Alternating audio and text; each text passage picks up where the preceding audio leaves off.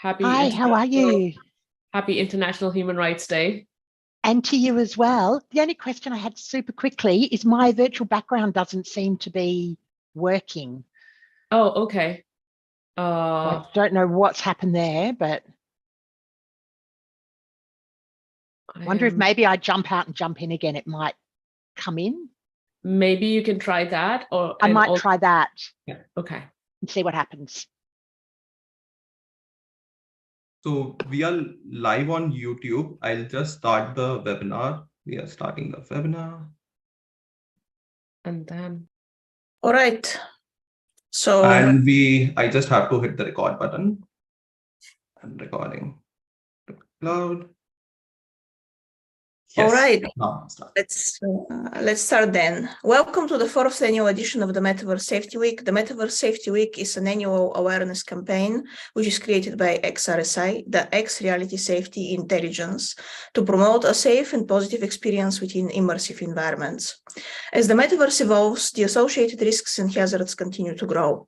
The risks range from physical harms to human beings, cyberbullying, financial fraud, intellectual property rights violations, and exposure to inappropriate or illegal content, to a set of more implicit risks such as the ones brought on by artificial intelligence as it is integrated in virtual reality scenarios. My name is Monica Manolova. I am the moderator for this track, and I am thrilled to guide you through the discussions today. I am an expert in GIS, GeoAI, telecommunications, and AI ethics from the Digital National Alliance in Bulgaria, and an advisor to XRSI Europe. Today, as we honor the 75th International Human Rights Day, we focus on the intricate relationship between AI-powered immersive worlds and human rights. We are deeply grateful to the Australian Human Rights Commission, X Reality Safety Intelligence, and XR Reality Safety Intelligence for co-organizing today's discussion and leading key aspects for our deliberation. The Australian Human Rights Commission, formerly known as Human Rights and Equal Opportunity Commission, was established on the 10th of December 1986, which is International Human Rights Day, and it is Australia's national human rights watchdog. So today is the 37th anniversary of the Commission. Congratulations on your anniversary. Nations across the globe are reaffirming their commitments to human rights today, and they are focused on the implementation of safe virtual environments. As of yesterday, we have an agreement on the AI Act in Europe, which is a fundamental change in the delivery and integration of artificial intelligence in convergence realities and immersive technology scenarios that is going to bring into sharp focus the importance of today's discussion. We are concerned with the query of whether human rights that we have today are sufficient to cover the risks of tomorrow, as the discussions of the convergence in advanced digitalization technologies continue to take place all across the globe. Our goal is to explore and uphold human rights within AI-driven digital environments. We will engage in robust discussions on privacy, autonomy, and the risks within algorithmic biases. And we will engage in the human rights discussion, which is very urgent in the AI orchestrated metaverse. To coordinate today's session, there are several members of the programming committee, which will be assisting me online. First, there is Kavya Perlman, then there is April Boyd-Narona. Our timekeeper will be Janae McPaul, and our swarm AI representative will be the president of Anonymous AI, David Baltax. Our session today is structured to implement the maximum engagement and to extract the most insight from everyone. So the duration of the discussion will be 3.5 hours with 3 breaks, 2 5-minute breaks and a single 20-minute break. The format will start with a 7-minute opening remarks, followed by 5 to 6 testimonies from key stakeholders, each of them lasting 5 minutes. The discussion will focus around 2 thematic topics that we have focused on in order to provide the most intelligence within our Q&A session, where all contributors and observers will collectively shape our conclusions out of today's discussion. Our collective inputs will be used and will be compiled in a post-roundtable report with the appropriate attributions, which will be published after today's discussion concludes and before the year ends. The ground rules for the discussion are as follows. Please keep your microphones muted unless you're speaking. Please use the virtual hand raising feature to contribute. Please comment concise and within the allocated time. Please maintain respect and professionalism in the discussion. If at any given time you want to use the chat feature for related resources, you are allowed to do so. And you're also allowed to provide side comments, of course, being respectful throughout. As an observer, if you want to be promoted to speak, please raise your hand and you'll be allowed to participate in the discussion. As an observer, you're also allowed to use the Q&A section to share questions, concerns, and comments at any time during the session. I would like to express our most sincere gratitude to our lead sponsor, Meta, which is allowing us to conduct this event for the third time in a row and ensuring it is accessible and free to participate for all.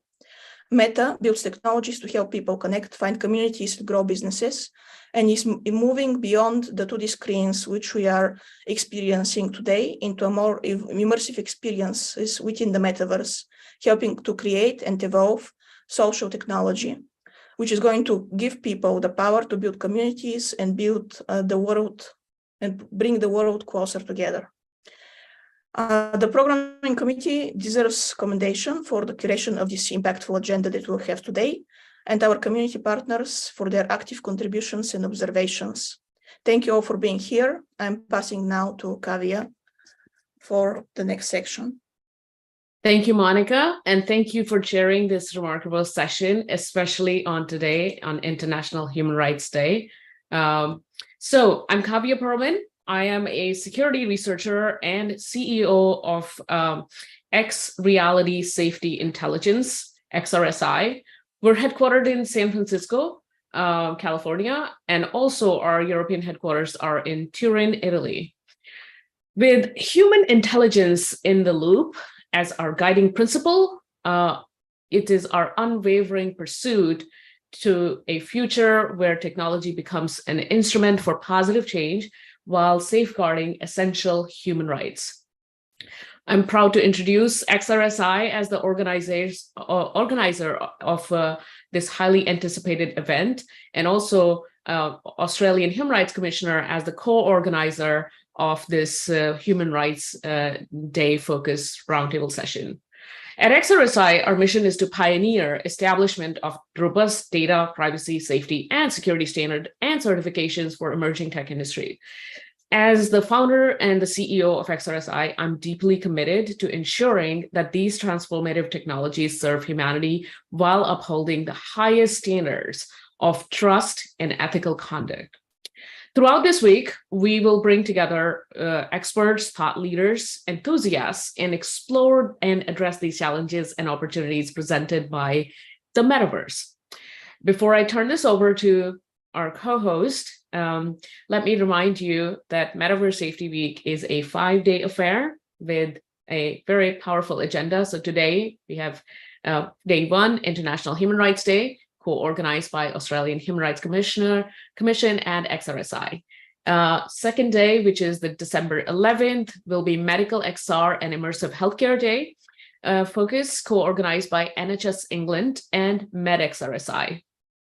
Then thereafter, we'll have Child Safety and Children Rights Focus session, which is co-organized by UNICEF and XRSI's Child Safety Initiative. December 13, we'll have Cybersecurity and Data Protection, co-organized by Global Privacy Assembly and XRSI. And finally, we'll conclude Metaverse Safety Week with the final day on December 14th, Global Policy and Regulation Day, which is co-organized by, again, Global Privacy Assembly and XRSI. So as we proceed, a reminder that today's key objectives are, number 1, mapping the aspects of human rights within the current convergence of tech environment. Number 2, defining key next steps for global digital communities to align behind the pursuit of equitable digital spaces. And number 3, providing recommendations on the importance of digital dignity and human-centric digital environments. I'd like to thank all of you, and most importantly, the programming committee members whose hard work and insights have made this agenda, this network possible. So Monica, thanks to you for chairing this. Thanks to Patrick Hooton from Australian Human Rights Commission. Thanks to April Boyd-Nerona from XRSI, Banuji Chaudhry, XRSI, Regina Gilbert, Janae McFall, XRSI, and CyberXR Coalition, Dylan Fox, XR Access, Troy Ladder, Tech for Humanity, and Ren Tyler, XR Access.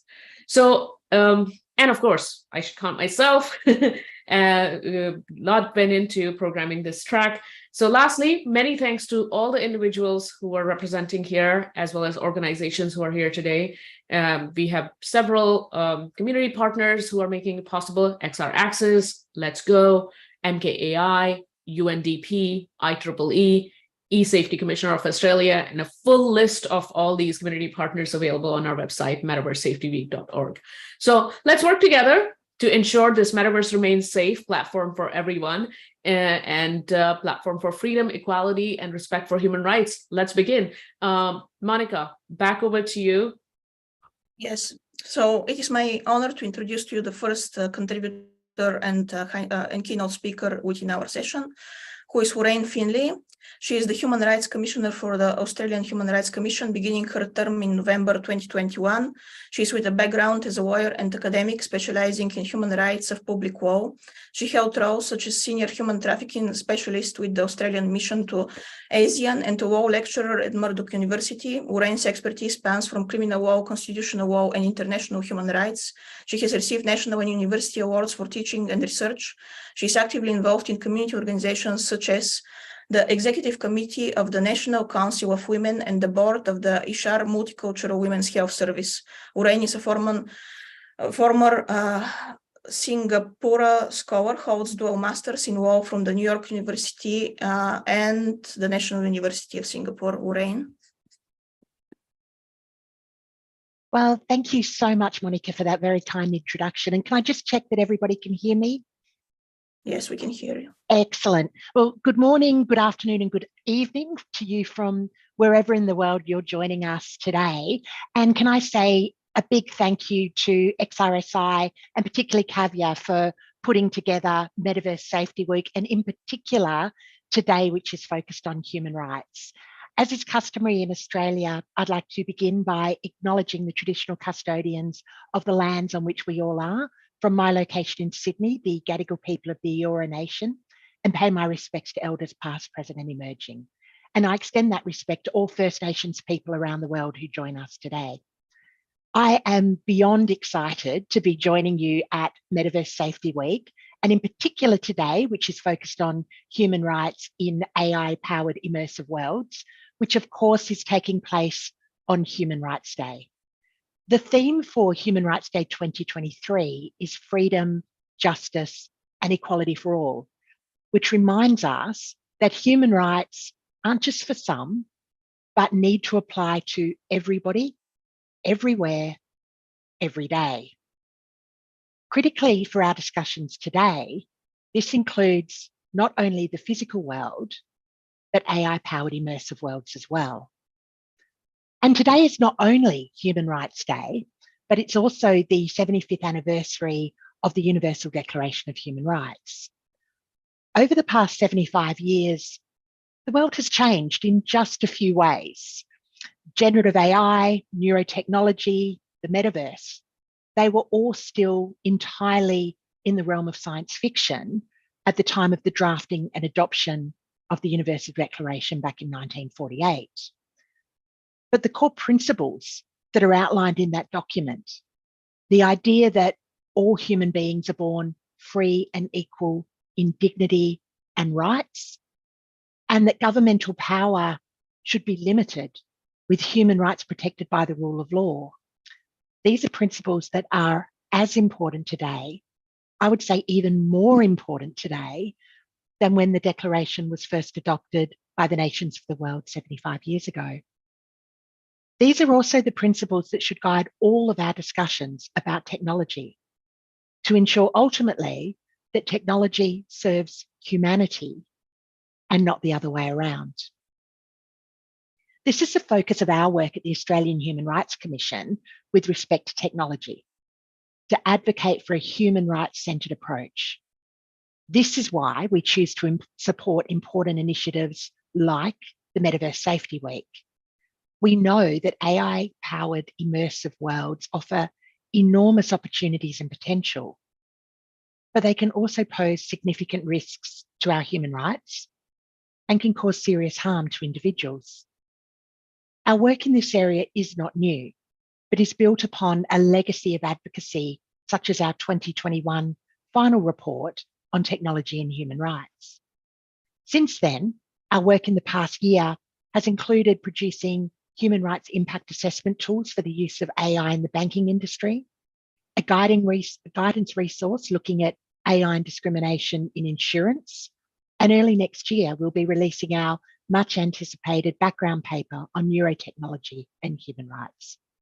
And that's the issue that I wanted to focus on in the short amount of time available to me this morning, the interconnected impact of neurotechnology and AI-powered immersive worlds on human rights, because this raises a whole new realm of really significant human rights issues that we need to grapple with. Neurotechnology promises profound benefits for both individuals and our society, from improving the quality of life for people with disability, expanding the mind, and challenging what it means to be human. This unique technology is a modern marvel. But when you combine neurotechnology with AI-powered immersive worlds, it's not only the opportunities, but the risks that are enormous. When you enter an AI-powered immersive world, you immediately allow third parties to access an extraordinary array of personal data, potentially including physiological responses, biometric data, and neural data, and to adjust immersive interactions in real time to optimize their impact. As with all technologies, this is neither inherently good or bad. Its impact depends on how we use it. So to ensure that this technology benefits humanity and that we don't see real harms caused to real people, we need to ensure that human rights are central to the development and deployment of neurotechnologies and all other products connected to AI-powered immersive worlds. The Australian Human Rights Commission is concerned that these rapidly evolving technologies are not currently supported by adequate safeguards and regulation to protect people from harm and to preserve their human rights. One key example is the erosion of the right to privacy, which is a cornerstone human right on which so many others depend. Vint Cerf, Vice President and Chief Internet Evangelist at Google, once stated that privacy may actually be an anomaly. As neurotechnologies improve and they break into consumer markets, there may be some truth to this statement, unless we take action. The boundary between the external world and one's internal mental cognition has traditionally been an impenetrable one. Mental privacy is the last true bastion of protected information, which is secret to us. However, neurotechnologies challenge this.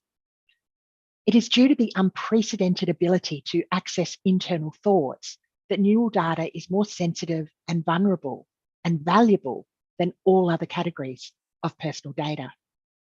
The collection of neural data will make it possible to one day track, analyze, and predict the actions and attitudes of individuals about anything from political leanings to sexual orientation to health status. For example, a recent experiment has seen the integrated use of neurotechnology and large language models to translate brain activity into words. Although conducted in a highly tailored environment, one study was able to partially replicate a story read by participants using neurotechnologies. While this technology may bring numerous benefits, especially in terms of accessibility for people with disabilities, the risks to privacy are a very real and present concern. New and emerging technologies, including neurotechnologies, generative AI, and the metaverse, offer the promise of enormous benefits to humanity. However, as we mark the 75th anniversary of the Universal Declaration of Human Rights, I would encourage all of us to stop and consider the human rights risks of these often exciting new technologies. Ultimately, it's up to all of us to ensure that these technologies are developed and used in ways that benefit humanity and to protect against the very real risks posed to our human rights, including the right to privacy. We need to ensure that the future of AI-powered immersive worlds is one that places humanity at its very core. Thank you so much for allowing me to make some introductory remarks today, and I look forward to joining the rest of the conversation. Thank you. Thank you very much, Lorraine, and we are extremely honored to have you, considering how busy you are and the focus of your work, which is quite serious. Our next speaker is Professor Melodina Stevens. With 30 years of corporate and academic experience, she's a consultant in the STI policy frontier tech governance space. She's based in Dubai, and she serves as a professor of innovation management at the Mohammed bin Rashid School of Governance. Melodina's diverse background includes work with the Tata Group in India, leadership roles in academia, and extensive research in areas such as brand strategy, place marketing, and crisis management. She's a prolific author, having published over 200 publications and 13 books, including AI-enabled businesses, a smart decision kit. Melodina is a founder of the Academy of International Business, Middle East, North Africa chapter, and actively contributes to global discussions on international business. Melodina, are you able to speak to us today?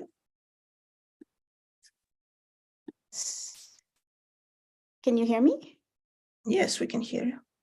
Could I share the screen, Monica? Yes, please. Okay. Thank you so much for having me. I really appreciate being here. Let me see.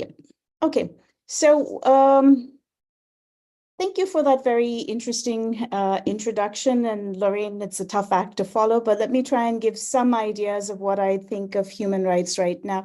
First of all, I guess the question is, are the human rights that we declared in 1948 still valid?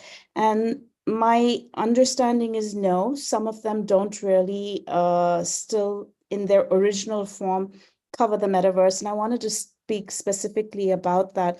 The first one is digital me. So we see more and more, there's more avatars coming in and more data being collected, which means that I can be replicated. So we have this whole notion of, can digital me have legal rights? I think what's interesting is, if I die, does digital me live on, and should it live on? Do I have a say on that? I really don't have a say right now. So I think this becomes an important part of a right. Can I say that I wish to die, including digitally? And then if digital me has legal rights, can digital me have a family? Because that raises whole other questions, right? But this is something I think we do need to discuss, because we see in a fun environment some of these things actually happening, and that is a little bit worrisome for the future. The other question that really I'm very passionate about is the right to work. And I think this is not just a metaverse problem, but I would like to introduce that very clearly. Article 23 says everyone has a right to work, to free choice of employment, to just and favorable conditions of work, and to protection against unemployment. And especially I want to highlight that part of protection against unemployment, because today, as I collect more and more data, there is a reasoning that I can replace human workers with AI agents because I've collected their data and I know how they work. And there is an assumption that they're cheaper, which means that unemployment may exist much more in a larger scale in the future. It's so interesting that WEF last year said AI would create more jobs, and this year they said it'll actually destroy more jobs. So we're not able to really predict, but you can see how the market reacts when something new comes like ChatGPT and they immediately remove that. And the metaverse is a lot more complicated because the nuances and the amount of data we collect is quite a lot. And I'll give some examples about that. So I want to highlight the right to work right now. And this is just an example when we talk about how quickly skills will go and how much of decision-making we're leaving to AI in the metaverse, for example, right? And again, I need to highlight that traditionally when in the metaverse, we borrow from the gaming industry. So we predict what someone will do, and that's how decisions are taken, right? On the prediction. Humans really are not that predictable. We are not extremely rational. It's funny, we will trust a black box of AI, but we will not trust gut instinct of human beings. So I think there's still something over here that we need to go and understand. And this becomes an interesting one. Let me just take an example of Roblox. So one of the things that we keep being told is, look, lots of new jobs will come up. It will be where there will be a lot more micro jobs, but you will actually have protection because you will earn more money. And I want to take this example of Roblox, which is extremely popular. It's not just children who play it. There are also a significant number of adults who play this. So just to give you some numbers, daily active users, 70 million. Creators earning on Roblox. Now, keep in mind that you're earning a currency that can be converted into US dollars, 5.6 million. If I asked you that question, how many of them actually were able to convert because they have a minimum amount of money that you have to earn? And I've taken this from their website, it was just 11,000 people. So when we hear that nuances that a lot more people are going to make money, I think we need to take it with a little bit of a pinch of salt, not necessarily so. Hi, excuse me. We are going to have to move on to next speaker fairly Okay. shortly. Yes. Sorry. So that's, I think, very important that we look at the right for employment in this particular case in the metaverse. I'll stop there and then I think we can move to the next speaker. Thank you. Thank you very much, Melina. I would definitely request that you send over all the information which you're providing here, because it is extremely interesting and valuable for the following discussions. The next speaker is Judith Okonkwo. She's a technology evangelist and business psychologist with a focus on immersive technologies in Africa. She set up Imisi 3D Creation Lab in Lagos and AR/VR Africa, organizing Quartz XR events on the continent. Judith is a member of the World Economic Forum's Global Future Council for the Metaverse and a Chen Yadan Visiting Global Fellow at Harvard's Graduate School of Education. Judith, are you here with us today? Yes, I am. Thank you very much. Please jump in. All right. Thank you. So hello, everyone. Good morning, good afternoon, good evening, depending on where you are. Can I first of all say what a pleasure it is to be here at the behest of Kavi and the phenomenal team at XR Safety Intelligence Initiative to talk about this really, really topical issue, and of course for Metaverse Safety Week. I was struck by the fact that today is the 75th anniversary of the Universal Declaration of Human Rights. And earlier this week, I was reading a version of the Declaration. And in the preamble, there was a sentence that stuck out for me. It said, "The Universal Declaration of Human Rights are in themselves a mighty achievement, discrediting the tyranny, discrimination, and contempt for human beings that have marked human history." And this line really stood out for me as I thought about concepts like tyranny, discrimination, and contempt for human beings, because of course, this was in consideration of a time, as some of the co-panelists have mentioned, when we didn't have the advancements of technologies like we do today. Before I go further, let me tell you a little bit about what I do. As the moderator has so kindly said, my name is Judith Okonkwo. I run Imisi 3D, and we're an ecosystem developer for the extended reality technologies across the African continent. Now, I consider these technologies, and that's augmented, virtual, and mixed reality, as the gateway technologies for the metaverse. And for me, that means that access to these technologies is critical if we're to reap the many potential benefits of this technology for all people. Now, when we talk about the benefits, I often want to spend a little bit of time just highlighting ways in which I think they might not be considered in other parts of the world, because of course, given sort of like geographical realities, things are very different in different places. On the African continent, I think that there is a real opportunity to tackle some of our grand challenges utilizing these technologies. A key example for me would be education. Now, it might not seem like the most obvious to take what is considered an advanced emerging technology into a resource-constrained environment, but I often argue that in the very basic public schools where you are subject to just a chair, table, black or whiteboard, that an environment like that is ripe for disruption with a technology that can start to provide virtual alternatives to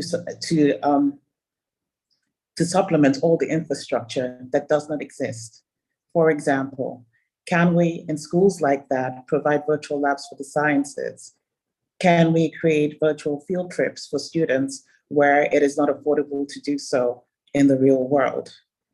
These sorts of experiences could potentially help us bridge the gap between the struggling, and I say struggling, for that public school system, because of course it has not kept pace with population, the infrastructure deficits of electricity and connectivity and enough qualified teachers and enough spaces for the students, I don't think can be, like subvented in even a single generation with all of the funding that we have in our budget for education. But perhaps with a radical approach like these technologies, it can. That's one aspect to it that I think is really critical for the continent. The other, of course, is that, as so many of the speakers have highlighted already, we're in a time where we're considering what will the future of these technologies be? What sort of guardrails do we need to put in place to make sure that they are safe for all humanity? What sort of rights do we deserve? Now, in all of these conversations, I often ask, who are we talking about? Whose technologies are they? And that's because we have a critical problem with access. And so for me, when I think about the Universal Declaration of Human Rights, I think perhaps today we have a gap. I think that we have to recognize the fact that access to these technologies is also a human right. That everybody, everywhere they are, should have a voice in shaping and informing what governance for these technologies will be. And that to be able to do that, they have to have an informed voice. And that to have that informed voice, they must have access to the technologies. They must have access to the hardware. And that perhaps is where we start in all discussions, in all work that we hope to do to move these technologies forward for all humanity. Thank you. Thank you very much, Judith. It's particularly important topic that you're focusing on, especially the accessibility of technology for certain parts of the world. It's incredibly important. Our next keynote speaker is Divan Fox, who is a designer, manager, and researcher specializing in accessibility for emerging technologies, particularly in VR and AR. He's currently serving as the head of community and outreach for the XR Access Initiative. Divan recently completed his research at UC Berkeley and the uses of augmented reality to support people with visual impairments. Divan, please join us. Hi, everybody. How's it going? Yeah, really wonderful to be here. Like to thank Kavya and everyone for putting this together, because I think it's something that needs to be spotlighted. We often look very far ahead at the shiny elements, the money-making elements, and not often enough at the steps that are necessary to make these technologies ethical and work for everybody, not just people that are wealthy or able-bodied or otherwise have access to different sorts of privilege. I'll talk very briefly about XR Access. XR Access is a research consortium at Cornell Tech in the USA, focused on making virtual augmented mixed reality accessible to disabled people. And the reason that we do that is not only because of the simple fact that everybody deserves access to these technologies. It's because when we make these technologies accessible to disabled folks, we make them better for everyone. That's something we believe really strongly. We find that when you implement certain features like captions, it's not just, for example, deaf folks that benefit from that, right? It's anybody who is using it in a loud environment, anybody who has English as a second language. And you also find with things like that you're laying the groundwork for more advanced features like automatic translation. So we are really thrilled to be here. I think we have a lot of work to do in terms of that accessibility, both in terms of researching what is even possible when it comes to things like sighted guides in VR. That's kind of something that we haven't really had to deal with in technology in the past, as well as just making sure that everything we already know about accessibility, everything that we've learned when it comes to, mobile accessibility, desktop accessibility, that those are not immediately forgotten and tossed to the side, when it comes to virtual reality, because we found that for a lot of systems, even those kind of basic aspects that we know people need and aren't even that complicated to implement in VR just haven't been done yet. And so pushing for that and making sure that we have accessibility as the baseline, and also that disabled people are represented in these conversations, that it's not just able-bodied folks, making decisions on behalf of disabled folks. That's really important. And so it's really wonderful to see and hear these diverse voices today. And I will be proud to represent XR Access in that conversation. Thank you very much, Dylan. It's an honor and a privilege to have you here with us, and considering the importance of your work, it's really important that you're involved in this conversation. Our next speaker is Marisa Zalobak, who is an educational psychologist, AI ethicist, climate advocate, author, researcher, and educator. As the founder and CEO of Open Channel Culture, she serves as a co-chair of different AI ethics and education committees, including at IEEE. Marisa is known for her TEDx talks and has presented at events such as Davos, at events for IEEE and Stanford High. She works across sectors, helping leaders navigate the challenges of the rapid technological changes while promoting responsible AI development. Marisa, we are very happy to have you here. Please. Hello, it is my pleasure to be here, and thank you for having me. Thank you, XRSI. Thank you, Monica, and all the other speakers on this incredibly important day. The things I really want to cover very briefly, and many of the things have been discussed already, but one of the things is when we're talking about governing human rights in the metaverse, one of the things that has been quite alarming is the idea that if there has been an abuse so I'm going to really be speaking from what happens to us psychologically and socially, when there has been an abuse of someone within the metaverse, currently what is being the trend is to say that that this will be followed up, or this will be who is going to hear the case for against the abuse is going to be whatever country that person is living in.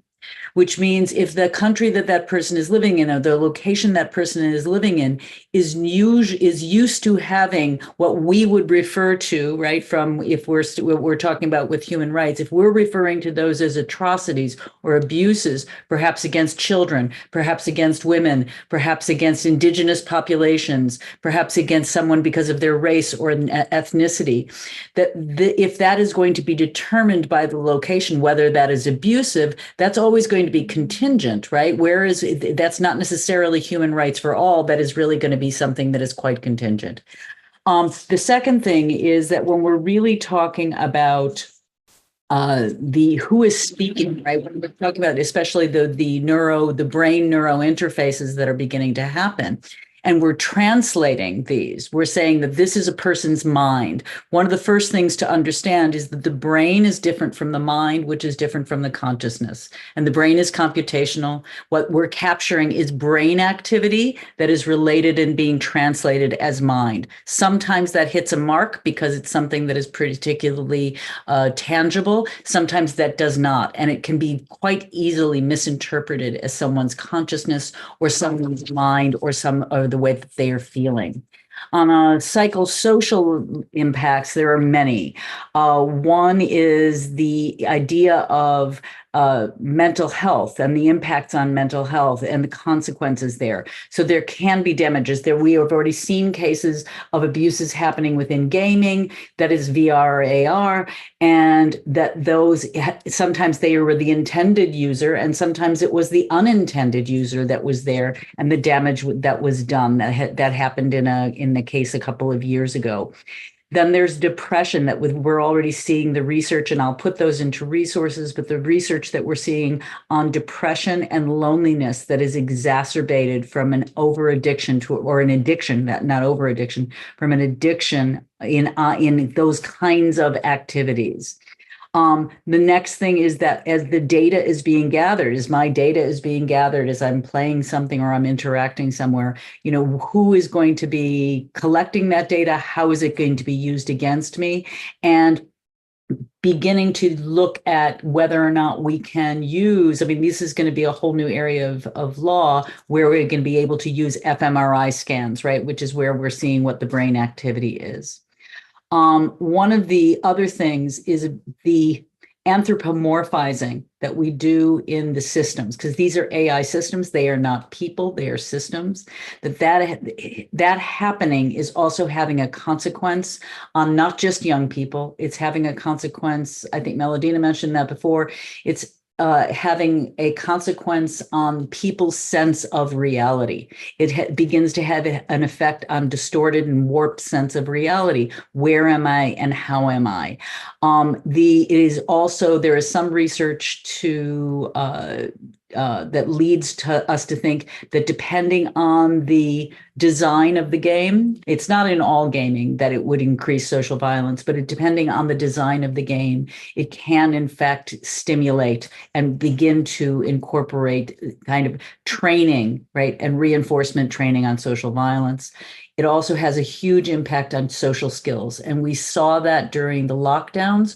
We saw that across globally of many young children having an excessive use of online activity and having reduced social skills out in the real world.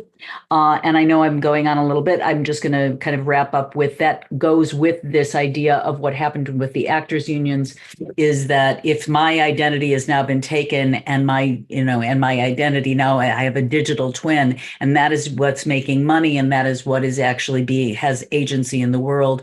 Do I even exist anymore? And that has an existential consequence on us as human beings. And then finally, I'll just wrap up with the echoing what Judith was speaking about with education. And that is not just even in remote places, that is the lack of digital literacy, the lack of understanding what is actually happening here. So who is able to have access to the best of what is possible within the metaverse. And there are fantastic things that are possible, but who is actually going to be able to benefit from those? And who is going to be left far behind, as Melodina was speaking about with labor rights. So I think these psychosocial consequences in the real world is what we really want to be thinking about as we think about this really fantastic, wonderful, creative place that we can be. But it's really important for us to think about how we can find some new solutions for regulating that, and also some interventions that might help us in the design process. Thank you very much, Marisa. That was an excellent intervention. Next, we also have another Marisa, which is Marisa Borsboom, an advocate for human-centric design and ethical innovation, with a multidimensional career spanning co-entrepreneurship and a deep interest in emerging technologies like AI and quantum computing. Marisa Borsboom has 19 years of experience as a lawyer. She thrives as a strategic quantum and meta-thinking champion, aligning with SDG 17 and championing for moral courage and bravery in the current convergence tech environment. Marisa, the floor is yours. Thank you so much for having me today. I would like to share with you all that today I celebrate with my colleagues 4 years of Humanity of Things agency. That was exactly our own exercise of active citizens that reunited. We imagine a world where we would benefit from all this technology, from all this knowledge that we have available to us, from a generation like no previous one on the level of education. So we dare to imagine what would be a new renaissance, and what is the future we can really design with all the information and all the knowledge we have. And being a lawyer myself, of course, I needed to advocate for the real things that bother me. And as I was thinking more and more, this question persisted in my mind. Do we know what we need to know? Do we know what we need to know? That is the base of Humanity of Things agency, but it's also the base of my own life quest, understanding how can we as individuals have an impact in the design of the world that we are creating. As technology brings us so many potential, so many promises, the truth is, as a woman and as a mother, I'm highly concerned with what we're building. I'm highly concerned, as Marisa so well said, of all the negative things that we're not talking about. As Dylan also said, as business is still the token for all the movement of technology, while money will be the king, we are not designing for sure what we need, because all modules are designed based in economy. Therefore, our human rights are not the core of the interest of these designers. It's all about economic success. Therefore, you need more and more capacity of every single individual to understand what we are building. And I like to call that literacy 21. What do we need to know as humans? And that should not even be at the level of education, should be at the level of literacy itself, knowing the basics of it all. If we have so much potential, if we have so much technology, why should we not want to be the Renaissance men and women of the 21st century? Why don't we go beyond the module of economic success that we are promising? And the metaverse also brings us, as we know, many, many, many challenges. And I'm not even going to deep dive in the regulations that we don't have, in the accountability that is lacking.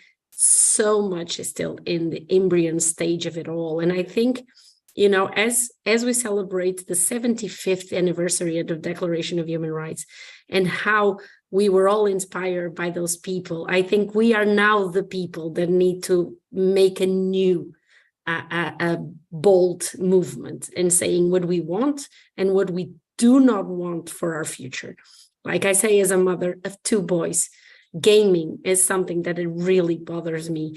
Violence is something that is really bothering me. Sexuality and the way it's portrayed is something that is very and highly dangerous for our young brains. Of course, for all of us, but the beautiful children that don't know much more than what they are being fed. So I do think that we have the moral obligation to become the active agents, the humanity agents, guardians of our own humanity. Because as we talk about all these new concepts of digital ourselves and all of this, it's still a human experience, life.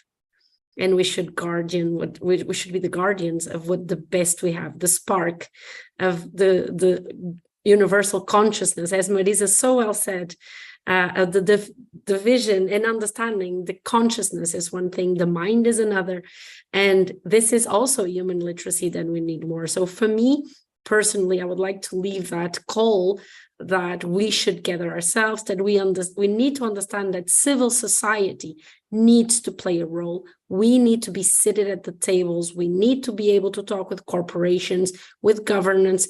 Therefore, we need as much knowledge as we can, but we also need unity, because we need more voices. We will not be able to change the world if we don't give hands to each other and say, no, we don't want this. We want a better world for ourselves. And I will leave a very personal message as well. Dylan talked about people that had some limitations. I talk about neurodiversity. We know that this kind of environments can be extremely problematic for people that are not neurotypicals. If they have big impact in neurotypicals, neurodivergence can be actually true victims of what we are doing. So I would like to raise more awareness. These campaigns from ADD, from spectrum of autism, or even things like epilepsy. We should really be careful. We should be very honest. And as we build the world, we should be accountable also, or request accountability for the ones who are building all of this. But I hope that we can leave today with a message of positivity and knowing that everything we will build will be hopefully for good. Thank you very much, Marisa. And I'm already feeling optimistic due to your wonderful words. I would like to use this chance to invite you to join. If you're interested, this week we have Child Safety Day, which is on December 12th. So if you would like to join that and discuss the rights of children in virtual and on virtual realities, that is the perfect opportunity to do so. I'm so very grateful to all of you for being able to join us today and to talk to us, considering your busy schedules. I know that all of you have a lot of projects and a lot of work to do, so I'm extremely grateful. First to Rain for setting the scene and providing the historical overview of the importance of today. Then to Meudina for providing us with information and an important consideration about the avatarization of humanity. Then to Judith about reminding us that there are still people who are entirely disconnected from these advanced technologies that we are currently considering. Then to Diwan for providing us a perspective that is to include people who wouldn't necessarily be otherwise included in these technologies and to utilize these technologies to provide access for them to be allowed to communicate with all of us better. Then to Marisa for reminding us about education and the implications of these technologies for young people and for everyone else who is exposed to them, who wouldn't necessarily be the object of this discussion, but it is important to remember them as well. And to Marisa for providing a message of hope to all of us that after all, considering the fact that we are all here today, there is a chance for us. If we are working together, if we are discussing these concepts more often, then there is an opportunity for us to also be put at the table where these discussions are constantly happening and to allow for more diverse voices to be heard across the globe when these technologies are discussed. So this is the wonderful setting of the scene for the next section of our discussion, which is going to be more interactive with more ideas and more notes from all of you. But first, we're going to have a 5-minute break. This session will remain open for all of you. But please take a minute, take a deep breath, and let's come back to this a little bit more refreshed, because it is going to be a more interactive session next. Thank you all.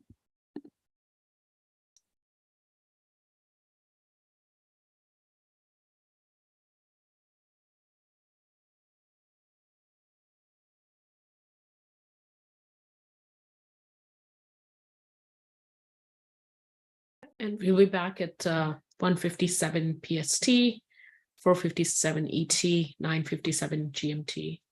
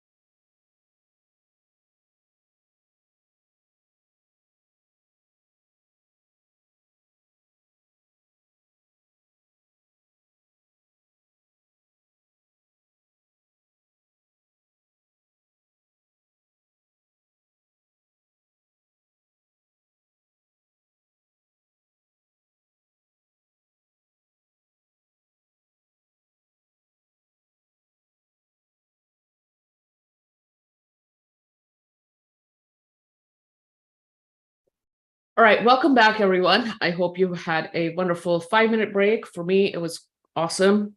Got some water, had something to eat. So I hope you have had a nice break. Now we want to resume our session. We are back at Metaverse Safety Week. We'll now resume this 4th annual Metaverse Safety Week edition's roundtable discussion, which is focused on human rights and AI-powered immersive worlds. I'm Kavya Perlman, and I'll be your moderator for this first thematic discussion. This is a very one-of-a-kind, unique discussion where we would have the opportunity to hear from everyone who is at this table, including the observers. So this thematic discussion will first include 20-minute moderated discussion where anyone from the active contributors can raise their hands and add their 2 to 3 minutes remarks of reflection on this thematic topic, subtopic that I will share with you just now. This open discussion will be followed by an intelligence gathering exercise. This session where all the observers and all the contributors can actually take part by responding to a strategically curated questionnaire via Swarm AI. And we'll talk about Swarm AI in just a bit. At any given time, no personal data is going to be collected beyond what has already been permitted through the Metaverse Safety Week website permissions. And no personal data, nothing will be, we will aggregate the output from the exercise, and this conductive intelligence gathering will be recorded and published in a post-roundtable report. You're encouraged to not just talk, but also share any links, any resources, any research that you deem relevant to our thematic discussion.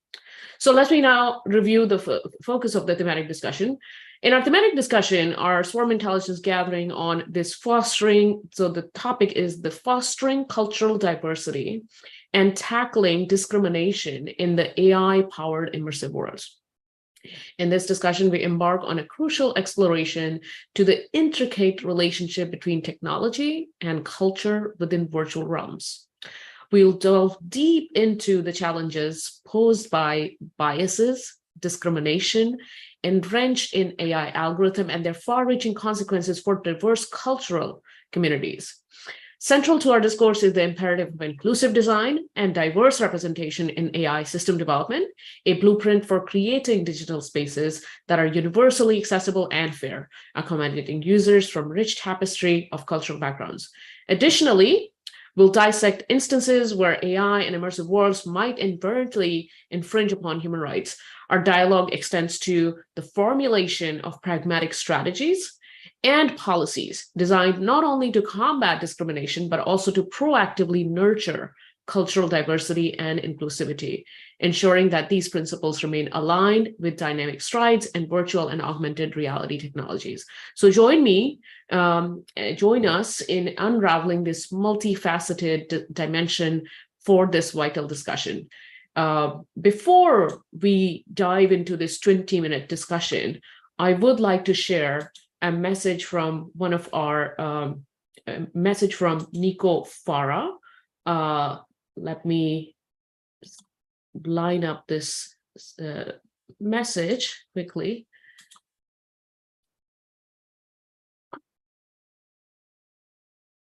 Unfortunately, I'm not. Let me see. Nico, if we are lucky, you should. So are you guys able to see the? Yes. The audio isn't up. Audible. There is no audio? No. Okay, let me stop. Let me start again. Technical. Somehow it's not letting me share sound, which is really interesting. I am co-host. And Hanu, is it possible that you share this video or no? Because unfortunately, I'm not able to. Not at the moment. Yeah, I'm not able to share the sound. Let me try to play the video through my desktop. Maybe that would work out. And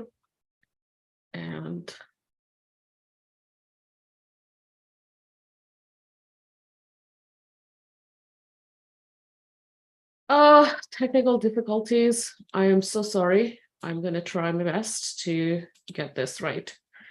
Let's see.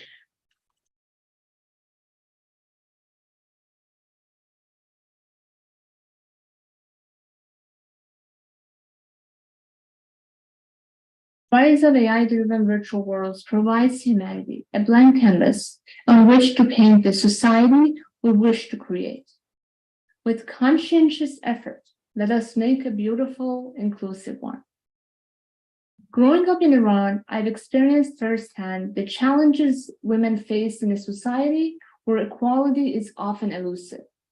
My commitment to diversity, equity, and inclusion is deeply rooted in these experiences and in witnessing the Women Life Freedom Revolution. This movement, advocating for women's right and freedom of speech, faced silencing by the government. Yet through the power of social media, these voices have gained global attention, exemplified by Nobel Prize awarded to a prominent imprisoned activist. This shows us that technology wields the power to change and disrupt, a power that can be used for good. In my 5 years of building immersive ecosystem as a woman of color, I have witnessed firsthand how lack of representation breeds exclusion in digital spaces. I have seen minority population left out of the process far too often. The consequences manifest themselves in racial and gender stereotypes perpetuated by biased algorithms, ableist architecture in metaverse buildings that locks the disabled out of opportunities, and more. Or we can choose a different path, one that harnesses technology's potential to celebrate diversity, not to constrain it. That's why I started Let's Go, a revolutionary social commerce platform where we believe wholeheartedly in promoting justice and equality through our innovations. At Let's Go, our goal is to develop technology that empowers individuals by understanding cultural nuances and building connections. We want to create experiences where AI facilitates learning across communities that are united yet wonderfully diverse. Progress requires an ongoing dialogue between companies and communities, linking arms and envisioning a better future. We have taken the first steps, but this endeavor calls for so many more voices. We invite you to walk with us toward AI systems that unite, empower, and celebrate our shared humanity in all its diversity. As pioneers building novel virtual worlds, we birth the awesome opportunity to set the tone for generations to come. So I call on each of you today to take 3 tangible actions. First, advocate for diversity requirements across metaverse standard bodies like XRSI. Policy is power. Second, audit your AI systems for prejudice regularly and have underrepresented groups assess the audit. Do not block discrimination under the false veneer of innovation. And third, hire people with manifold life experiences, accessible technology skill sets, and cultural competencies. Diversity of thought fuels breakthroughs.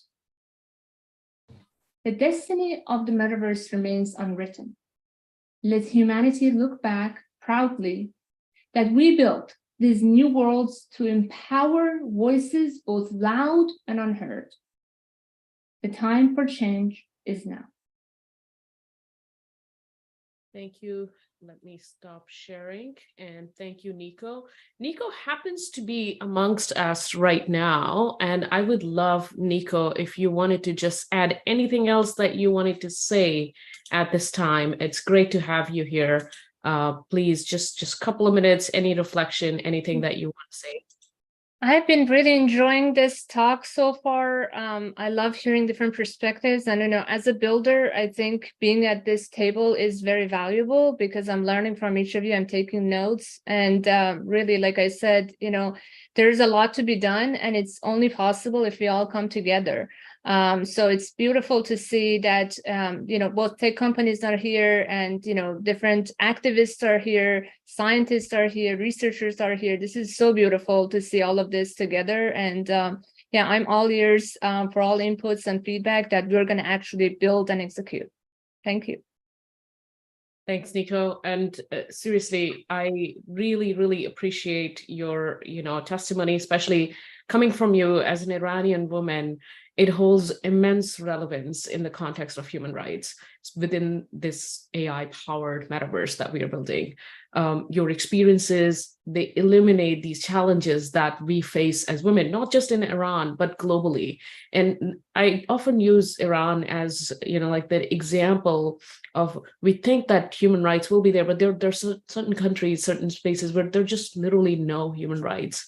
And so your testimony really underscores this issue of gender inequality, privacy, cultural nuances, online safety, all this about inclusive representation. I'm truly grateful to everyone, especially, just bringing their identity to this table. So thank you so much for sharing this perspective. It gives us much deeper understanding of, how intimate, how personal this is for many of us around the globe.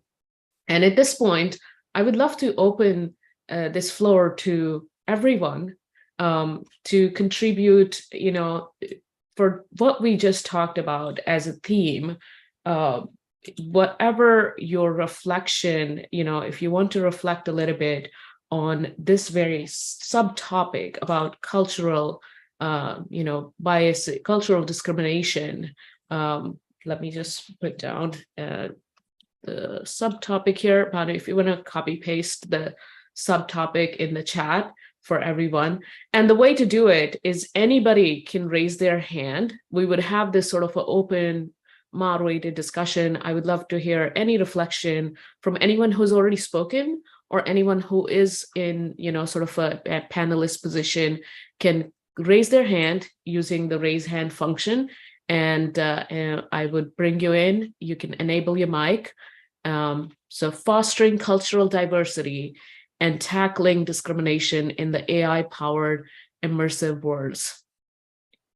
And I know that we had to stop, Melodina. I really want to invite you to, if you want to resume those remarks and reflect on this thematic subtopic for a couple of minutes. Marissa, I see your hand raised. Please go for it, Marissa. Hi, thank you, Kavya. One of the things I would really love to share, and I know that this group probably is very aware of them, but one of the resources is Dr. Joy Buolamwini's new book, Unmasking AI, and this idea that the designers of artificial intelligence, the design of the systems, the designers of games, the designers in Metaverse very often have not had the engineers are maybe well-meaning, but they're looking to create something. They have not very often had AI ethics education. They are not very aware or not concerned with the idea of someone who has darker skin, someone who has different eye shape, someone who has a different profile, may be completely either misidentified and or have bias built into the way that person is portrayed. And that this kind of cultural responsiveness, a cultural sensitivity is something that, again, we need to be. This is one of the reasons I really truly believe that we need to have more psychologists, we need to have more social psychologists and people involved in this who are not just going to be talking about the mechanics, but really talking about how are we re-educating society. In many ways, we have an extraordinary opportunity, as the other Marisa was saying, of this, this is an opportunity for a consciousness revolution. This is an opportunity for a consciousness evolution. And that if we can use this opportunity, because it is a crisis, if we can use this opportunity to say, this is vitally important and it's unavoidable now. If we thought we could have avoided it before, this is now going to be bringing it to the forefront because it becomes embedded in the global consciousness. And that is really because it's no longer on a local level. It's happening on a global level. So I think that I would really encourage anyone who has not read that work on Masking AI or the other books on, the Algorithmic Justice League and other organizations that have focused their work on this. Dr. Ruha Benjamin, Ruman Chowdhury, I mean, the list goes on. But that is something I would like to highlight. Amazing. Thank you, Marissa. And if you do have the link handy, then please feel free to put that in the chat as well. I want to bring in next Emmy Hine. Emmy, floor is yours. Hello, everyone. Thank you. So my name is Emmy Hine. I'm a PhD candidate at the University of Bologna, where I research the human rights impact of extended reality. And I wanted to build on what Marissa was just saying. I've recently been researching the sort of early days of cyberspace and virtual reality. And from, really the dawn of, even before the internet, in the bulletin board system days, the creators and the early adopters and the main proponents of network technology and virtual reality technology have been what I believe Dr. Joy calls the pale males. And this has allowed them to define the technology and the affordances of the technology, but also the narrative that goes with that technology. And what we see is that in the early days, these technologies are being promoted as tools of equality, disembodying tools that separate your mind from your body, so that your minds can be communicating in virtual reality or on the internet. And because there are no bodies involved, everyone is equal. And you only if you're anyone of any marginalized identity online, you very quickly find out that is not at all true, and it's never been true. And now we have this, we've got sort of this reemergence of virtual reality and this merging of cyberspace and VR, and we have a real opportunity to redefine the narrative because we have more voices, we have more diverse creators in the mix. But we need to lift up their voices because those in big tech are still primarily the sort of pale male class, and if we let them define the narrative, then we'll be in the same boat as before, where people from underrepresented and marginalized identities are fighting to have their voices and their truths, that that this narrative of total equality is not representative of their experience. Will leave them fighting to have their truths heard. Thank you, Emmy. Thank you for your reflection. And I would love to bring in Melodana Stephens next. Yeah, thank you so much. So I guess really the question is, what is culture, right? And you're going to see very often on Metaverse, what you have is the symbols and the artifacts represented, but what you will not have is values. And that raises interesting questions, because if we have to respect diversity, then we need some global citizenship values. And I think that's a big challenge, because what is okay for one country may not be okay for another country or a minority. The other thing is, if you look at the history of XR, for example, and the communities, you always see governance fails at scale, right? Because it is never inclusive. It cannot be inclusive when you're looking at majorities. You always leave the outliers somewhere else. So I think that is another challenge. And the third challenge I want to highlight is Metaverse communities have their own culture. They do not necessarily reflect national cultures. You can see this in gaming communities where they come up with their own language and their own way of behaving. So I think we need a lot more research in this space, but this is something we have to keep the dialogue that keeps coming in there. Thank you. Thank you so much, Melodana. And next, Dylan, floor is yours. Hi, this is Dylan. I think something that I've noticed as we're trying to kind of advocate for some of these accessibility changes on a functional level, is that we will often talk to individuals, specific developers or specific people, oftentimes in, accessibility departments at companies. And we'll have a little bit of success in terms of talking to those folks and getting, small victories here and there. But I think what we've come to realize is for implementing a lot of these big changes on anything that approaches a systemic level, we really need buy-in as high up in these organizations as we can get. We need people at the kind of executive level making space for diversity, saying this is going to be a value for us. We are going to devote actual time and actual resources and bring in people that are going to help us do this, right? Because otherwise, it's really just the people somewhere down the food chain trying to kind of do what they can around the side, right? We need to make it so that it is the people who are setting priorities for these organizations need to be the ones that are setting accessibility as a priority, and diversity and everything else that we've come to value over this time. So I think that's a big thing for me, is that we need to recognize where the decision makers are and make sure that we are getting folks that are valuing what we as the community value. Thank you, Dylan, and really appreciate your remarks. Next, I would love to bring up Marissa Borstel. I would like to leave you something that I think, this is going to be fun, because I always can say, as Marisa said, I want to see more psychologists, but the truth is, I also want to see a lot of the legal people. Let's call it that, the legal people and the thinkers. I was recently in an event that dive deep in the day community, and the summit included a company that brought me some joy, because they had hired a philosopher. And I said, okay, now we're getting there. Now you understand.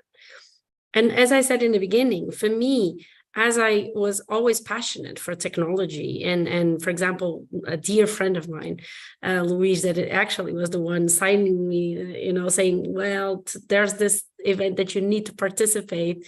But I had this conversation always that I start understanding the lack of knowledge of the body of the humanities, philosophy, history, and all this beautiful body of knowledge that we are not bringing to the table, and you will not be able to build anything meaningful if you don't bring questions, difficult questions, and people that are there to also question. Ethics is a matter of question. Diversity, inclusion, it's a matter of also raising all these questions as things are being built. And I will leave you also a little material. Being part of a think tank in Brussels, the task was discussing the new social contract. And of course, I don't want to become too philosophical, but I will leave this, because I think that, any company will, CEOs will need to have this ethics by design, this understanding of thought as a process.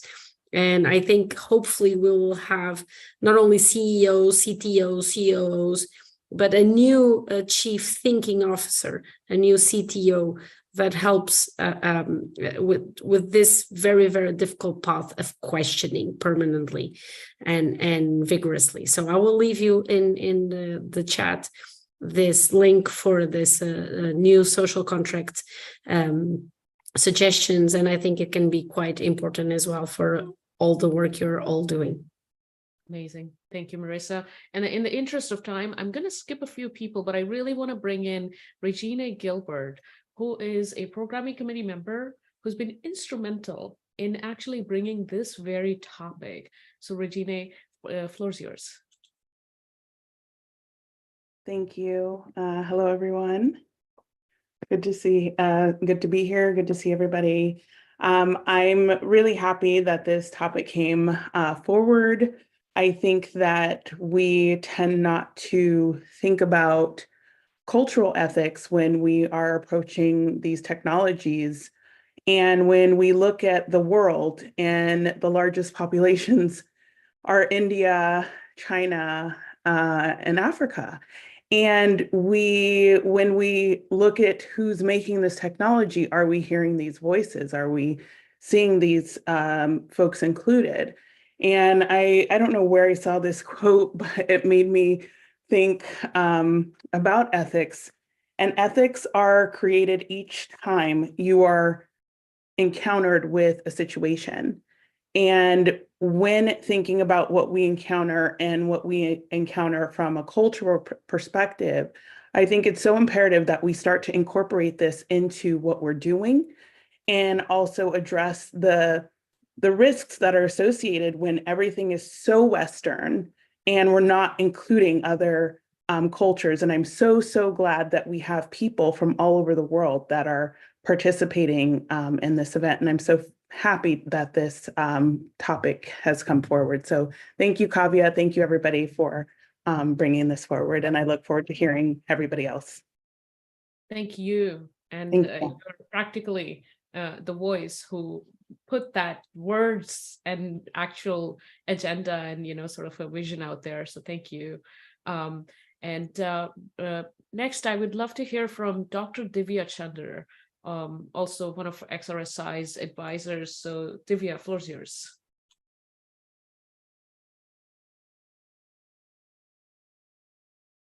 And you are on mute, Divya. I wonder if you are able to unmute.